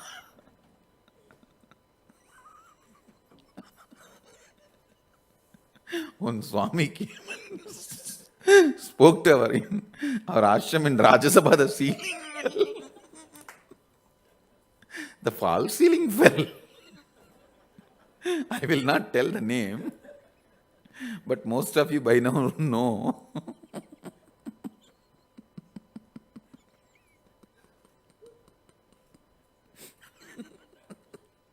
Actually, I really want to repeat that, but I cannot repeat that sound. That is why I am not.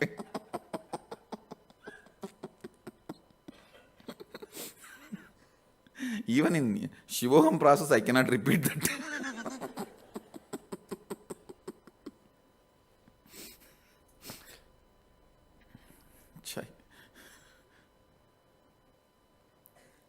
Please do not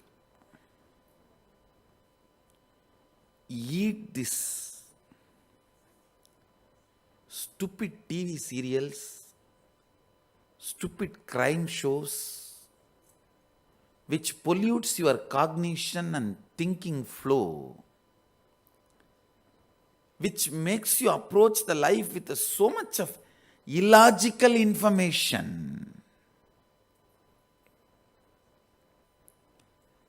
As I said, your husband is late half an hour from the office, means you have gone through 2 murder and 10 divorce. This is what I call free fall from the identity you want to create. Please understand.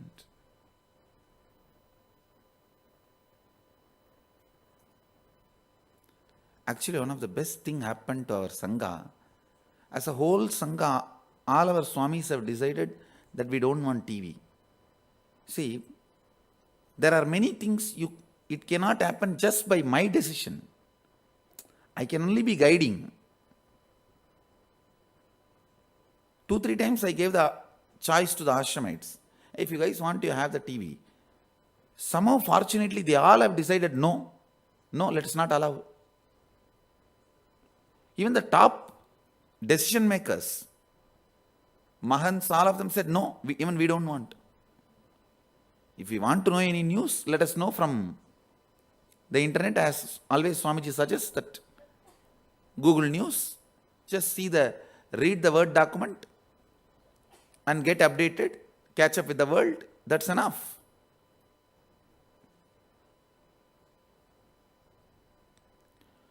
See, do you know the difference of reading 3 lines, somewhere the bomb blast and this many number of people killed, and seeing the visual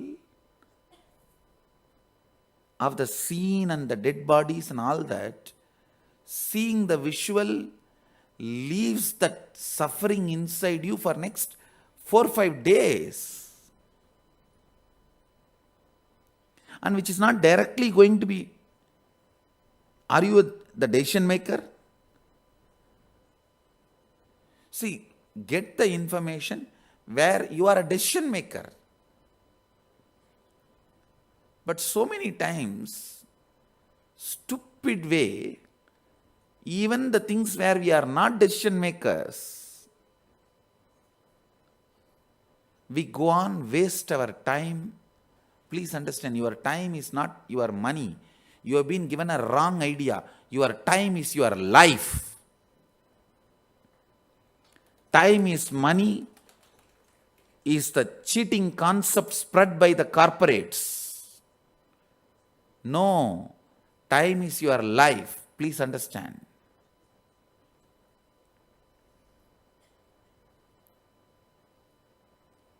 Vaishyas make you believe time is money. Kshatriyas make you believe time is power. Brahmanas tell the truth, time is your life. Time is neither money nor power, it's your life.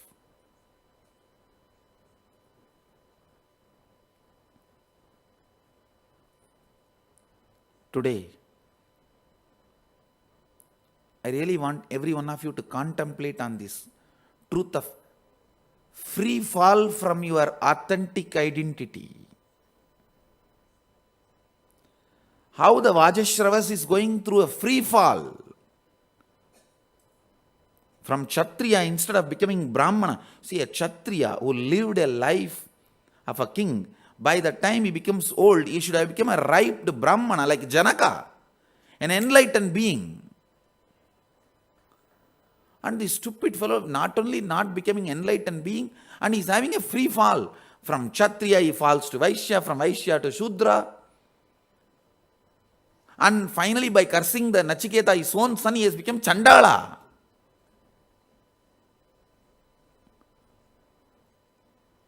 This fool finally curses his own son, who is trying to make him authentic, says, I give you to death. The free fall of Vajashravas. You should contemplate on it and see how the free fall is happening in you from your authentic identity. Even knowing, you will stop it. And I trust you all. You are all brilliant enough, intelligent enough. Just knowing is enough. You will stop it.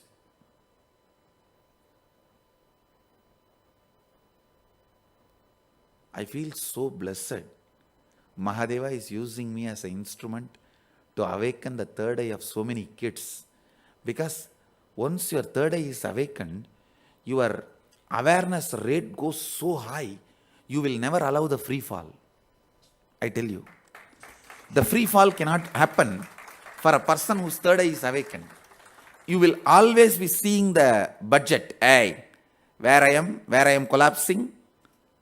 You will be constantly be alert of, be aware of what is going on in you. The free fall can never happen for a person whose third eye is awakened. I am so happy for these kids. Really feel blessed. Mahadeva is doing this great work through this body.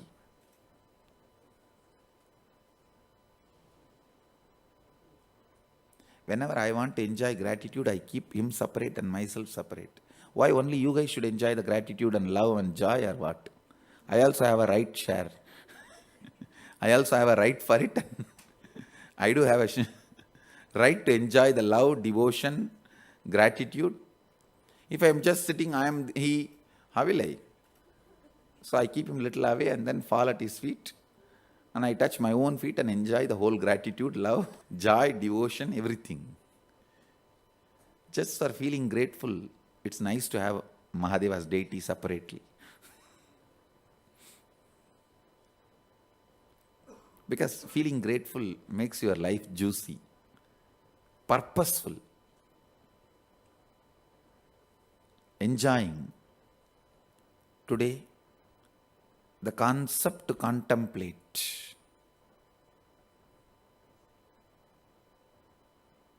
You can do Vakyartha Sadas on both the subjects. Already I gave one subject, this is second. This is the free fall from your authentic identity. Do Vakyartha Sadas on these two concepts, sacred secrets. So with this, I'll move to the Next segment today, death process. We have a long day. I feel this inner awakening, we have so much time because I am sitting single session 5 hours, 4 hours like this. I am sitting every day, but still we are moving long sessions and still we are catching up with everything. All right, let's gather for the next great process. Now, I bless you all. Let you all radiate with integrity, authenticity, responsibility, enriching, causing, living Advaita, the eternal bliss, Nithyananda. Thank you. Be blissful.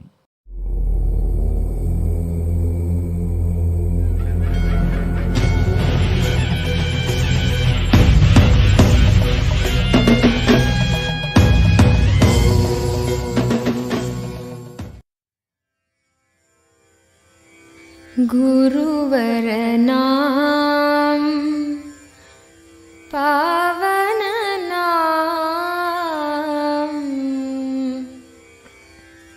नित्य गुरु नाम गुरु नानक नाम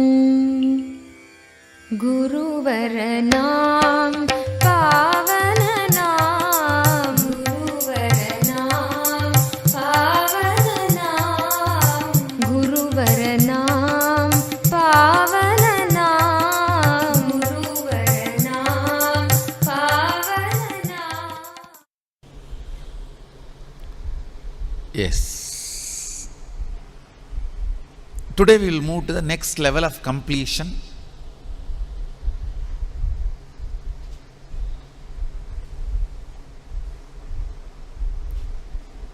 How many of you were able to very comfortably feel that completion is happening inside you? When you are reliving, when you are going through this, means how to find whether completion is happening inside you or not, I'll tell you the scale. 1, the panic attack, the TRP,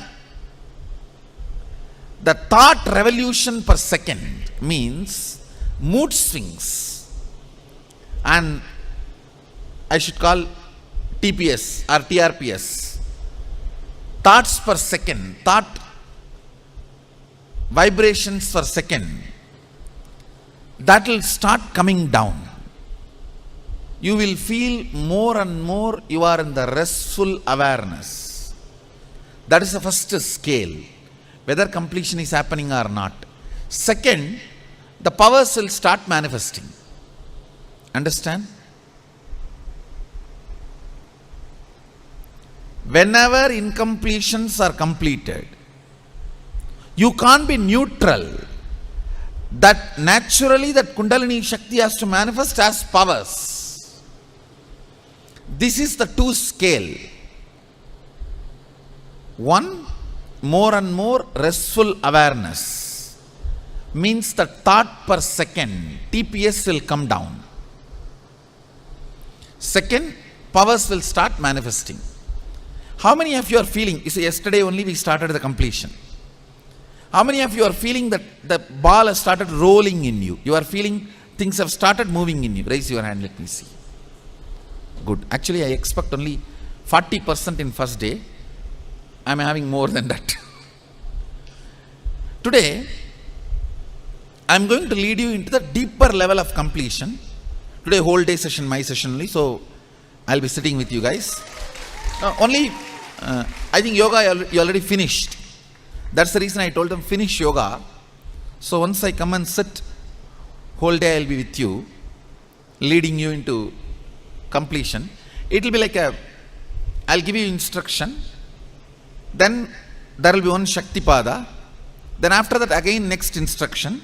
Then there will be one Shaktipada. Like a step by step I will lead you into the deepest core levels of completion. And whenever you want to go for restroom and anything, you go and come back. We will not have a separate break. See, let us not waste time in separate break. One good thing is even in the restroom you can hear the class here. It is done in such a way, even if you go to restroom, you can hear the class. So whenever you want to go and pick up your cup of tea or go for 1, 2, 3, anything you can go and come. Let us not have separate breaks. Is it okay for you guys? And when I am speaking, you can go and come, but don't go when there is a Shaktipada. See, when I am asking you to sit and when there is a Kundalini awakening, at that time don't go. Don't miss the Shaktipada, because at that time your body need to be stable. Of course, through Kundalini awakening, if your body moves, that is different. But you need to be available. You need to be available. So, I am just going to introduce you to you. A simple introduction to you, about you, so that you can find out how the incompletions are controlling your life, how the compulsive behaviors, how the compulsive thought currents are pulling you and pushing you this side and that side. See, this is like a all of us put together, our cartoon, Aam Aadmi.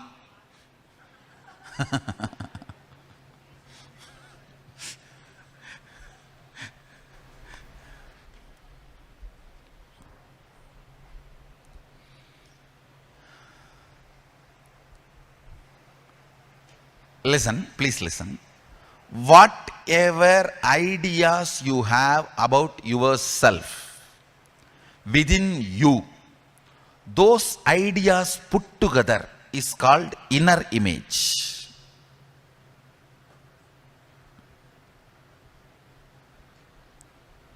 Understand? Not what you talk about you to others. Please listen. First, you can listen. I'll give you a printout so you don't have to waste your time on taking notes. Please listen. Actually, if you listen, the whole thing will go inside you. End of the program, you need enlightened being, not enlightened notebook. Understand? And this whole class notes, I'll tell her to give you as a printout. We have even come up as a book. The whole thing I'll give you as a book. And not only every concept I am explaining, yesterday all the mantras I uttered, the sutra, original verse I gave you, all that printout will give you. You can have everything. And one more thing I want to tell you. Most of these sessions are already available in the YouTube. See, in Vedic tradition, we are very clear. Knowledge is free. All the sessions, actually after 3-4 days, if you Google, all these sessions will be already in the YouTube. All the knowledge, we share it with the world free. Only when you want to experience, you want to come here, then we ask you to give something, so this Dharma Chakra can be kept alive. Otherwise, every session I take, including the meditation techniques for third eye awakening, or the kriyas for third eye awakening, everything you are practicing here is already in the YouTube. If you go to our YouTube, you will see all the 200 kriyas. And now we have started a new Facebook group. All the 1008 asanas with original Shastra reference, everything we have uploaded. How many of you saw that Facebook? There is a Facebook page called Nithyananda Yoga. Go there. Everything you are doing morning in the Nithyananda Yoga, this Malakamba Yoga, everything with the original verse and English translation, my commentary, my input, with everything, it is already up. You can go and use it. It is freely available. And also, all the food you are eating, the original Bhaga Shastra, Sadashiva's own words and English translation and the recipe, how to make, is already available. See, exactly what you need to do during the session, just sit and try to drink the whole thing, so that when I am teaching itself, the Shaktipada happens in you. You don't have to waste your time in diverting anything. This whole thing, if you want to remember and relook, I'll put it in your chat group. Use that. But now, be in this moment and drink the whole thing.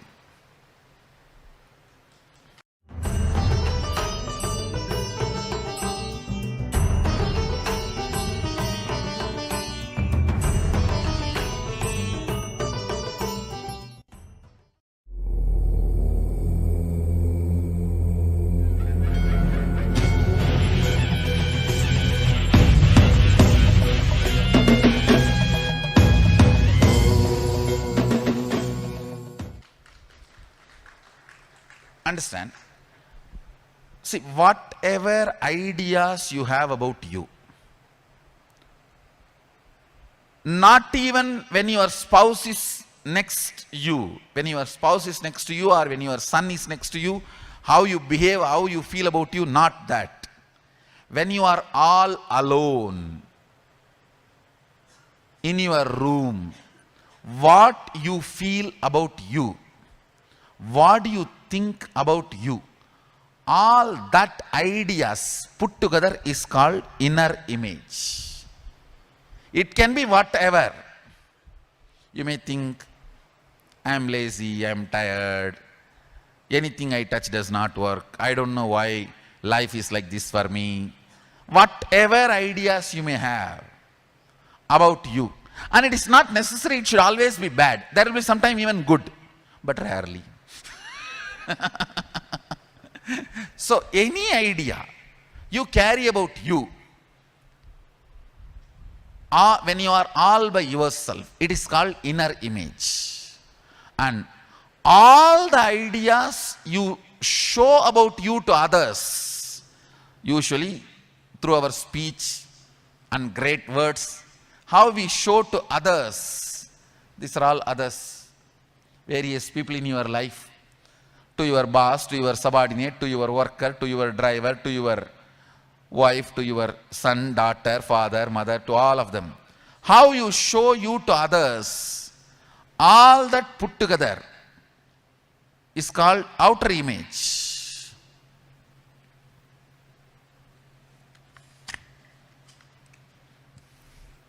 After a long time I am writing, sorry.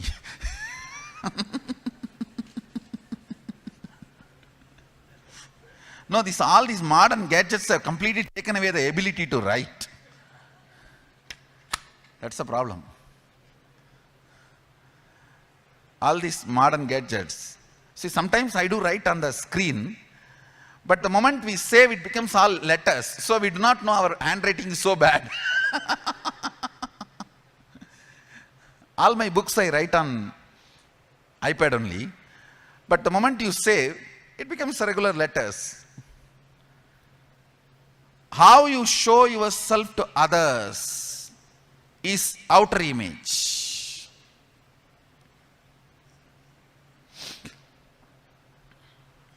All of you understand how you show yourself to others.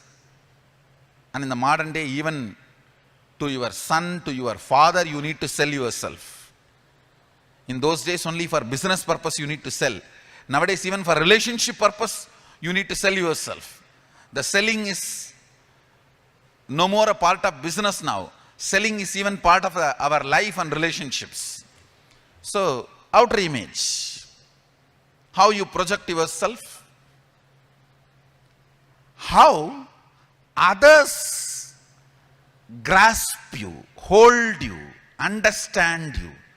That is called others image. Listen carefully.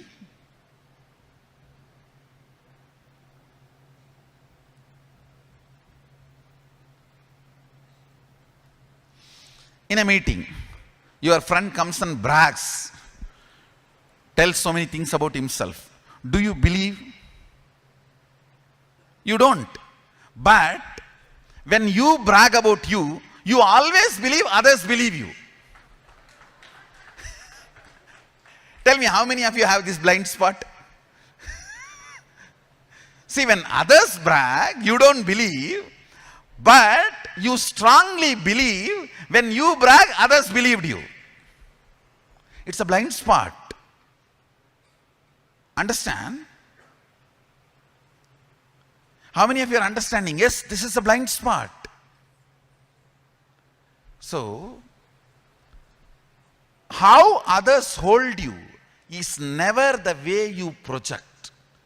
You need to understand there is a blind spot. There is a gap.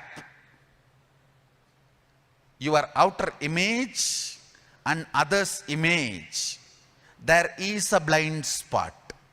There is a gap. Actually, many of us fail in our life, in our decisions, in our career, in our relationship, in many places, because we did not look at this blind spot. How many of you can remember at least one or two incidents about this blind spot which you missed in your life? Then you understand. Fourth, what you feel about life and others, that's called life image. Means, oh God, whole life is cheating me. Everyone is out there only to cheat me. Some ideas. Sometimes it even can be good. Oh, life is good and it's really supporting me. Whatever ideas you carry about the life and others, that's life image. So now, ideas you carry about you inside you, inner image. The ideas you show about you to others. How you project you, outer image. How others hold you, grasp you. We always think, why should I bother about what others think? No. You need to bother, especially the people with whom your life is involved. See, you don't need to bother about somebody who is walking in the street. You don't need to bother. But people who are walking in your life, you are responsible for how they hold you. Because they are part of your life.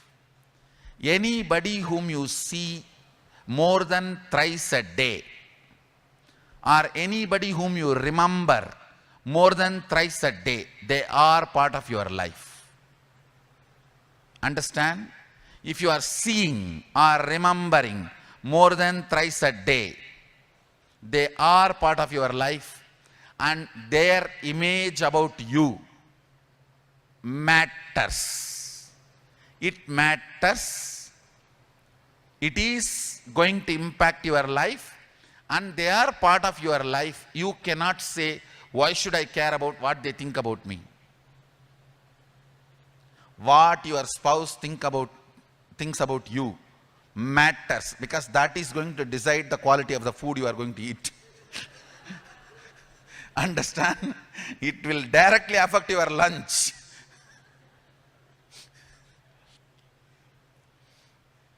So what people who are living with you, how they carry you matters. That is ultimately your responsibility. And life image. Now, if you see, all your incompletions are only gap between these. The gap between what you think and what you show. The gap between what you are trying to show and what others try to understand. The gap between what you feel about life. I want you to sit for a few minutes. Find out what all the inner image you have. Good or bad, pen down everything. What all outer image you have, pen down everything. What all others' image means how others are expecting you. The people who live around you, do they want you to be more rich? Are they expecting you to collapse? Do they want you to become a success? Or are they just waiting for you to be a failure? What is their image about you? What are they feeling as your future? Please understand. Are they feeling you are going to be a success in the future or failure in the future, or they are unsure about you? All this matters for you. What is their image cognition about you? What is their image and cognition about you? How to find out? You should never believe what they tell you directly. What they tell common friend and take promise from that friend, don't tell you. And this fellow will immediately give you missed call, saying that I have something urgent to talk to you. Call me back. And you will be calling with your high BP. And then you will... That is what is others' image. I think these women can understand. See the smile this side. They can really feel oneness with what I am talking. They are in Advaita with what I am talking. More than men, these women can understand. So, whatever you feel, others' image, good or bad, whatever you feel as your life image, just take few minutes and pen down all these four separately. Then I'll move to the next step of completion. Listen. See, now you wrote whatever inner image you have, outer image you have, others' image you have, life image you have. Now pen down, taking few minutes, what you want to have. Whether it will become reality or not is not your worry, that's my responsibility. Understand? Making it happen is my responsibility. What is the best inner image you want to have? What is the best outer image you want to have? What is the best others image you want to have? What is the best life image you want to have? Pen down. Making it happen is my job. So you can use all your whims and fancies and fantasies. Because making it happen is my job, it's not your job. So pen down, few minutes. Listen carefully. You have the identity which you are having at present. You see, inner image, outer image, others image, life image, all four put together is what is called your identity. You have your identity, what you are having now. You also have the identity what you want to have. Am I right? Listen, what you are having, how many of you discovered all four are completely disconnected? It is four persons living inside one body, nowhere related to each other. Raise your hand, let me see. Same way, how many of you discovered what you want to have is so aligned with each other? That is what I am saying. What you have is inauthentic identity. What you want to have is authentic identity. Our whole life is a journey from inauthentic identity to authentic identity.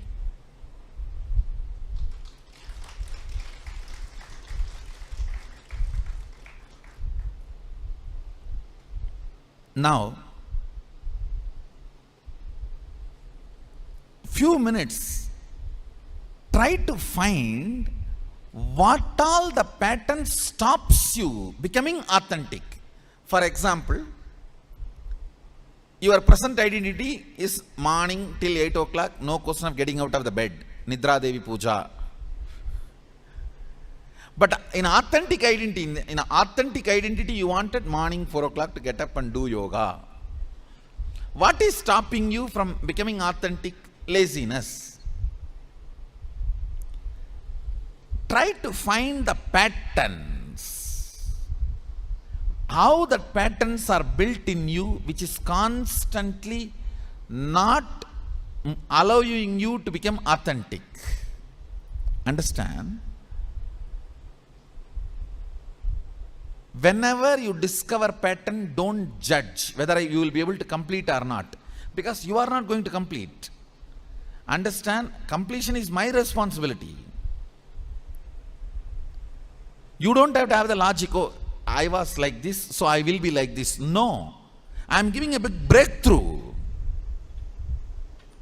I am making your past irrelevant.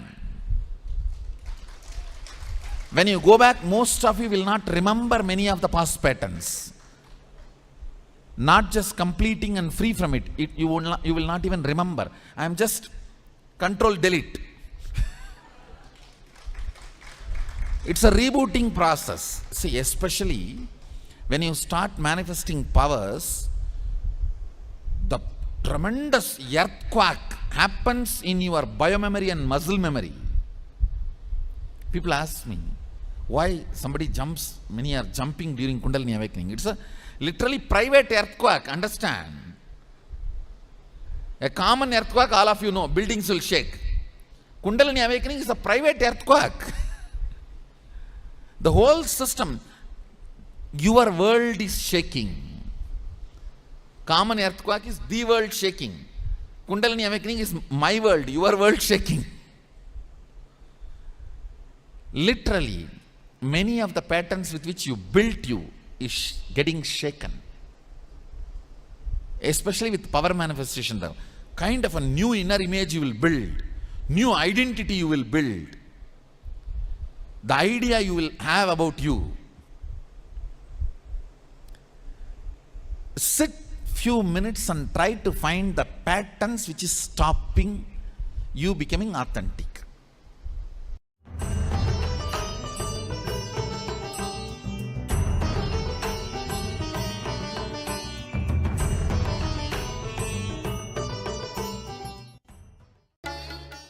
Nithyanandeshwara Sadashiva Samarambam Nithyanandeshwari Adi Shakti Madhyamam Asmadacharya Paryanta Vande Guru Parampara.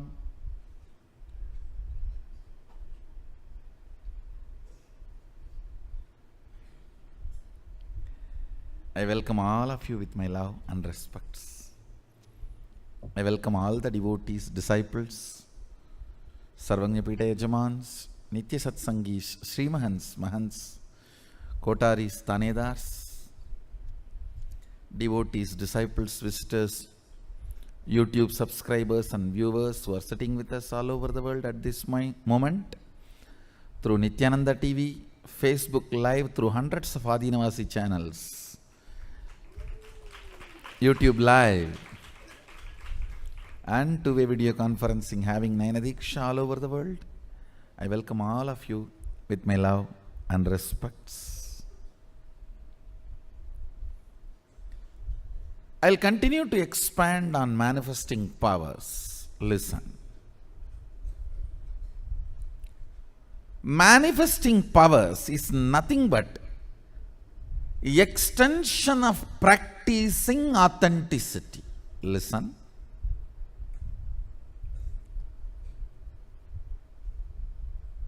Practicing authenticity, when it gets matured, it becomes manifesting powers.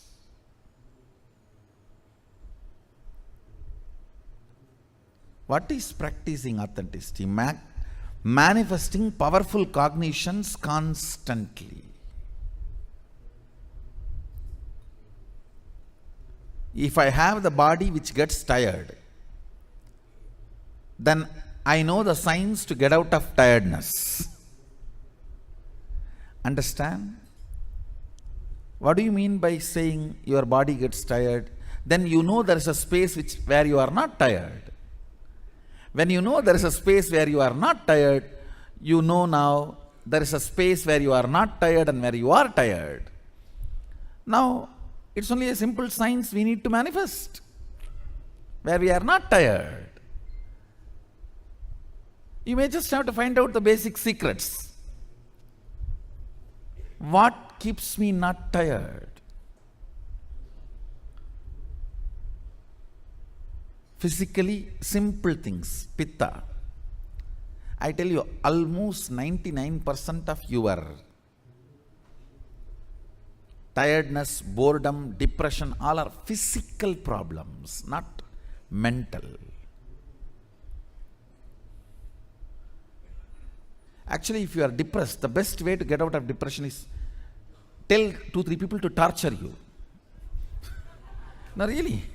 When you have a real problem, you will not create this soft suffering. You just need a strong 2-3 people to torture you. Then the whole problem will be solved. Because there is no suffering from outside, you just go on, torture yourself. Soft suffering is luxurious suffering. It is like the fellows who don't do hard work. The fellows who don't walk to go and buy vegetables in their real life try to run on the cycle which does not move from one place. Soft suffering is the luxurious replacement of the real suffering. When you do not have the real one and you want to have that pavam feeling, enjoying pavam feeling is pavi. Who is papi? Who enjoys the pavam feeling, who cherishes the victimhood, is sinner. Listen. Manifesting powerful cognitions about everything, whether tiredness or boredom or depression or anything, manifesting powerful cognitions is authenticity. Taking it to the next level is power manifestation.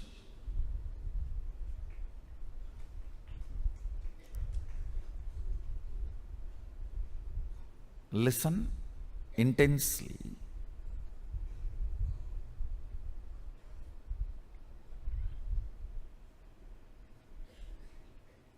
I was telling yesterday, use haritaki powder to brush your teeth. 90% of your problems will be solved. You will become rich actually. Anybody wants wealth, I give you guarantee. Use haritaki powder and brush every day morning.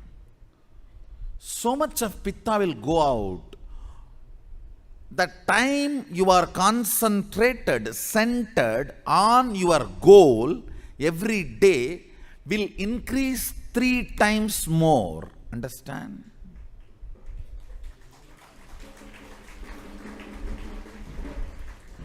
Number of times you remember your goal and align yourself to your goal, and the time you feel oneness with your goal and centered on your goal will increase 3 times more if the pitta in your body is balanced. It's a simple technique. Having haritaki powder in your restroom and brushing every morning with haritaki powder will make you rich. Understand? It will also make you beautiful, because when the pitta leaves the system, the skin will start shining, which can never come by fair and lovely. Understand? Listen carefully. The color attracts only the superficial eyes. The shining attracts very being.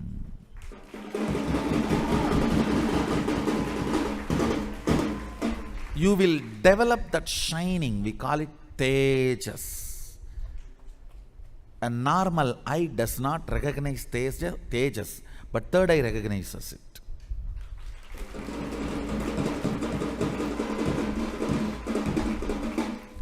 Balancing pitta increases the level of tejas in your system. Simple. You may think, God, just brushing teeth with haritaki powder. But you do not know, because your problems are not mental as you think. See, you want to open the door and you are going and hitting on the wall. When will you open?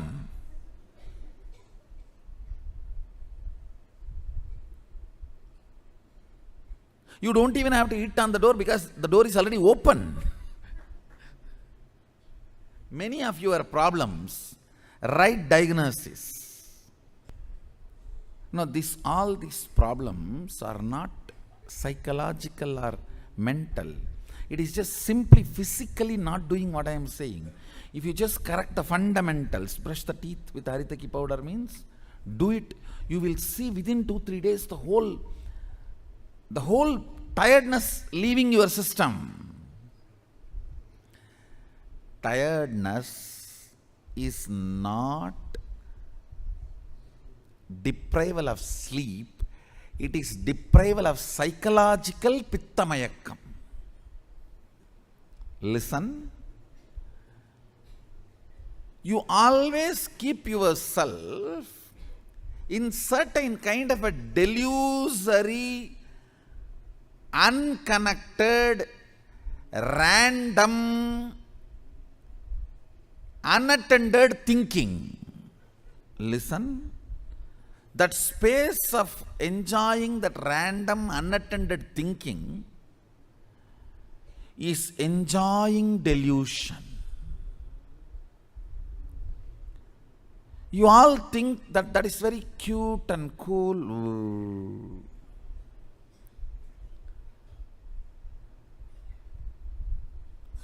But that is the source of lot of tiredness. And if you don't spend time with that, you feel something is deprived, taken away from you.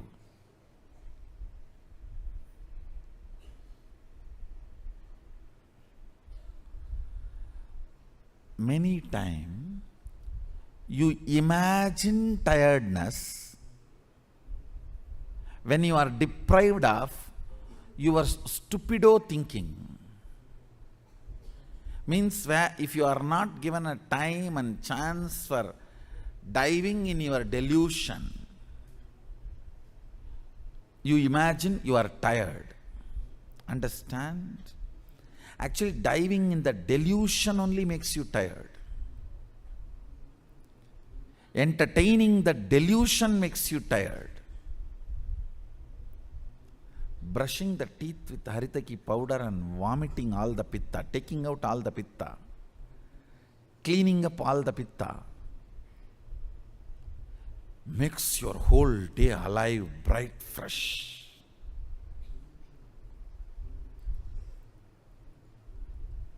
Not only the quality of the sleep increases, the quantity of the hour you roll on the bed decreases.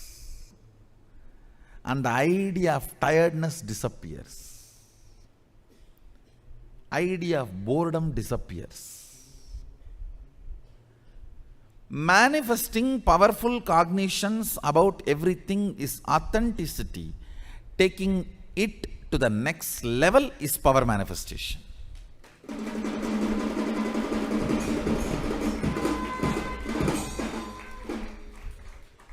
Yesterday I was showing how I created the puja manual when I wanted to learn. I did everything I can. Then I saw the power of downloading has opened up. You doing everything you can opens up the power of downloading in you. Opens up the power of downloading, next level power.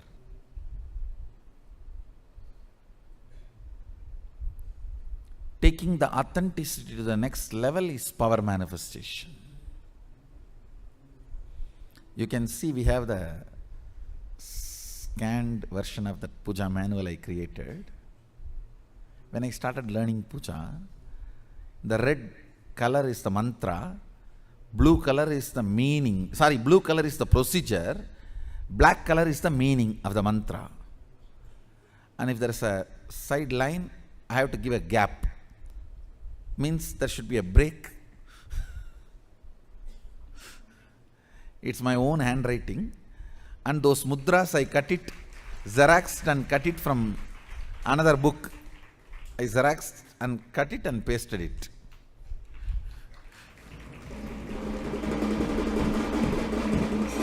Now when I decided to learn the meticulousness, authenticity, then automatically I saw the whole downloading power opened up. After that, I never learnt systematically Chandi Homa or Shri Vidya Homa and all that. All that started getting downloaded. Sometimes I will personally sit and do pujas for 16 hours. Pujas and homas. 16 hours. Listen, it is too important. It is too important for you to know.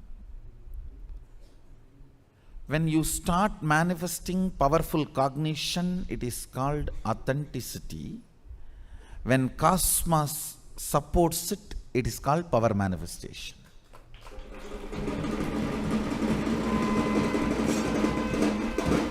When you start manifesting powerful cognitions, it is called authenticity. When cosmos supports it, it's called power manifestation. Without you manifesting powerful cognition, even if cosmos supports, you will abuse it, misuse it. I have seen some of my balasans trying to do that. Because they have a guts, I will protect them anyway. They think they can do anything they want. Yes, you can do, then you damage your body and mind. Who is going to suffer? When you know the solution, if you don't adopt it and think that I'll protect you, you are trying to use my love. Actually, you are trying to abuse my love, not use my love. Using my love in wrong direction is abusal. When you know the solution and not going for a solution, instead trying to console yourself, oh, I have so much of Swamiji's love and I can manage anything.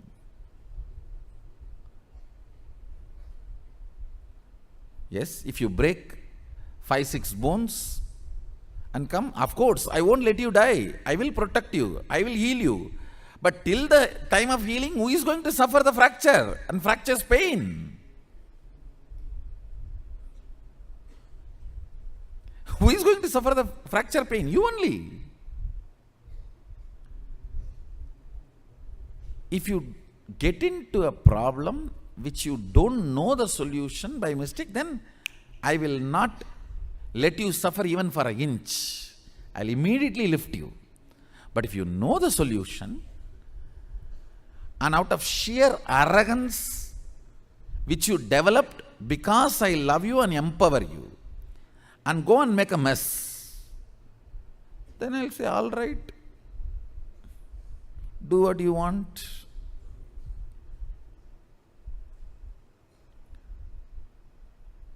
When you don't manifest powerful cognition, even if cosmos supports, you will abuse it. When you manifest powerful cognitions, it is authenticity. When cosmos supports it, it is power manifestation.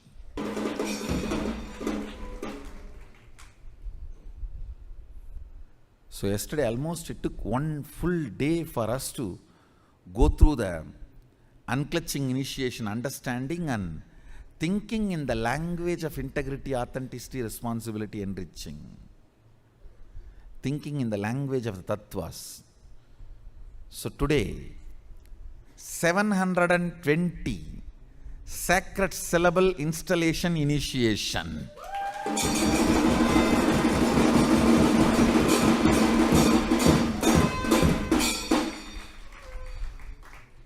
The Nigama of Vamadeva Tantra.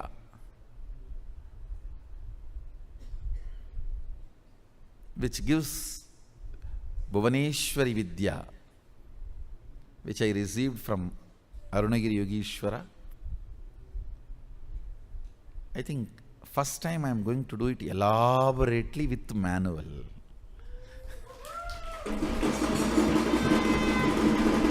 So we will have 3 initiations. Same initiation, 3 times repeating. It may, each initiation may be taking 3 hours. So today 1 3 hours, tomorrow 1 3 hours, day after tomorrow 1 3 hours.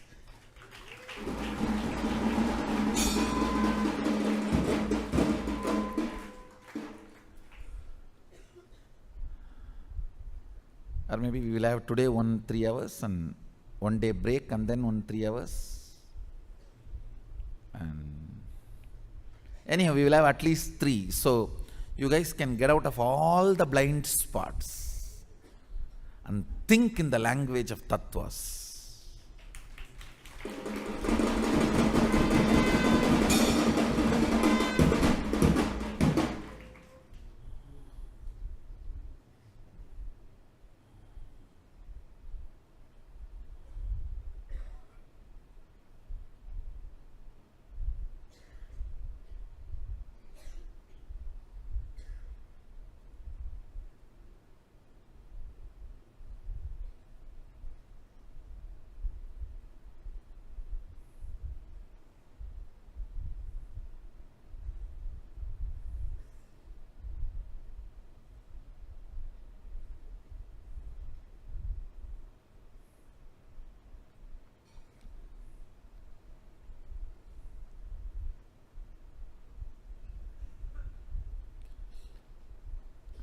See, one more important thing you need to know. Whenever you feel you are not able to handle yourself, a self-denial or self-hatred, that pattern gushes from the navel to the throat, through that whole area. So it damages all the windpipe, foot pipe, everything. It creates subtle ulcers, understand? Not just psychological, physical. So the brushing the teeth with haritaki powder heals even that ulcers. So this gushing of the self-hatred does not create a strong impact on you because of the reversal of the ulcers. Even for that reason, brush your teeth with haritaki powder every morning. It helps in too many ways.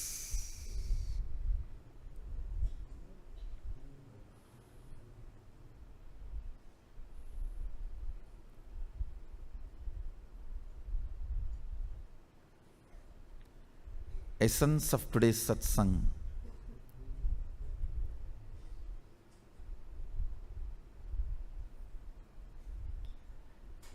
When you manifest powerful cognitions about life, it is authenticity. When cosmos supports it, it is power manifestation.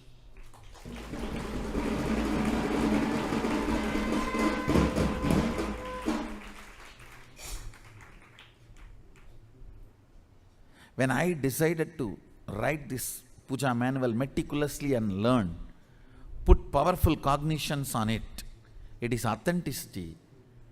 When cosmos opened the floodgates and started downloading all the puja methods, manuals and the signs, it is power manifestation.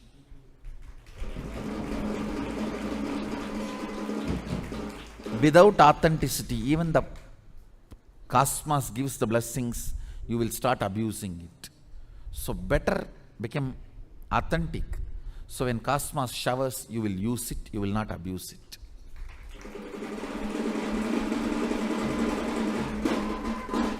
Understand, when you abuse, it will become very costly. Being an incarnation, I could not get the second BD. Understand? Being an incarnation, I could not get the second BD. One BD. I did not even say no. I just delayed my yes. I lost it. Did not even say no. Delayed the yes. And never I got it again. He said very clearly, some other door will open for you, but not this door.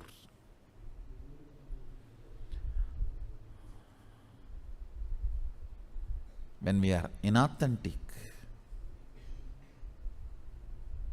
maybe if we complete with our inauthenticity, some other doors will open. But that door which opened will never open again. Understand?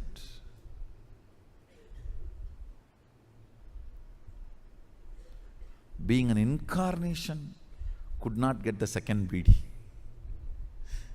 He is about to leave the body and he has declared to the whole city, I am the successor. Sri Swami, just 2 days before he left the body, I was pressing his feet. By the time I realized my incarnationhood and started the public life, I went there to see him. And he called all the local VIPs and declared in front of all of them, Swamiji is my successor and he is the living Sadashiva.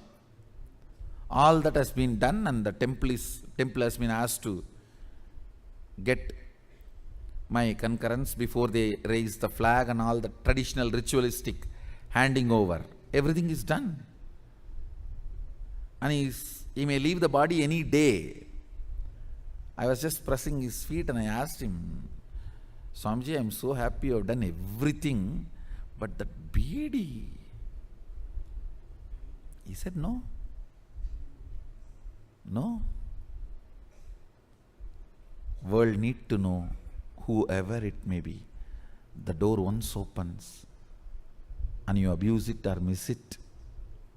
Second, some other doors will open. It's not that all doors will be closed.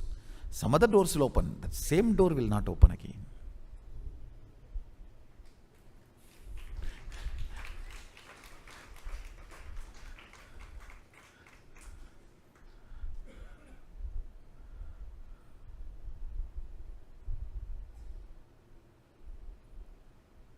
So sometime, unless you became authentic, even Cosmos giving tatastu, you may misuse it or abuse it. Become authentic as quickly as possible. So when Cosmos blesses, it will just become power manifestation. You will not abuse it or misuse it. So with this, I'll move to the next segment today, the long initiation, and you guys also have a healer's initiation today. And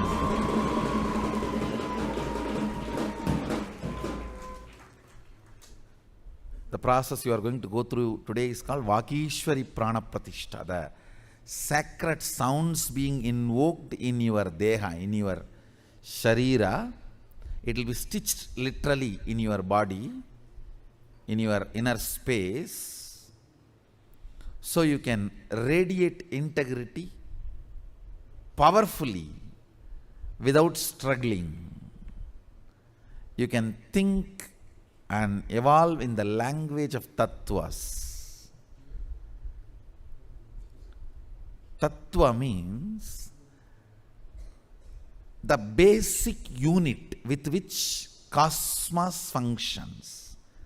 There are 36 tattvas.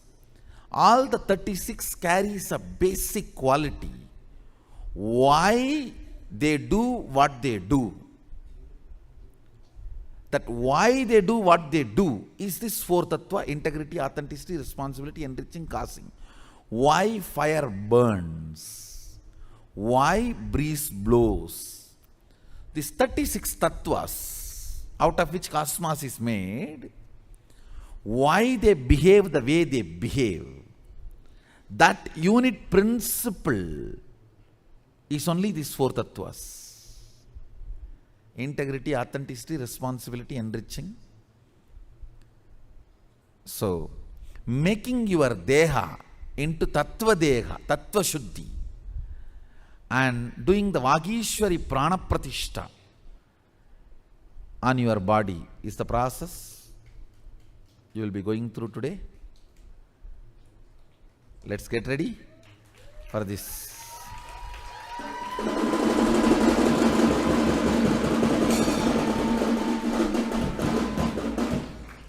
As per the Vamadeva Tantra, the whole process will be happening. Let's get ready. I bless you all. Let's all radiate with integrity, authenticity, responsibility, enriching, causing, living Shuddhadvaita Saivam. Sada Shivoham, the eternal bliss, Nithyananda. Thank you. Be blessed.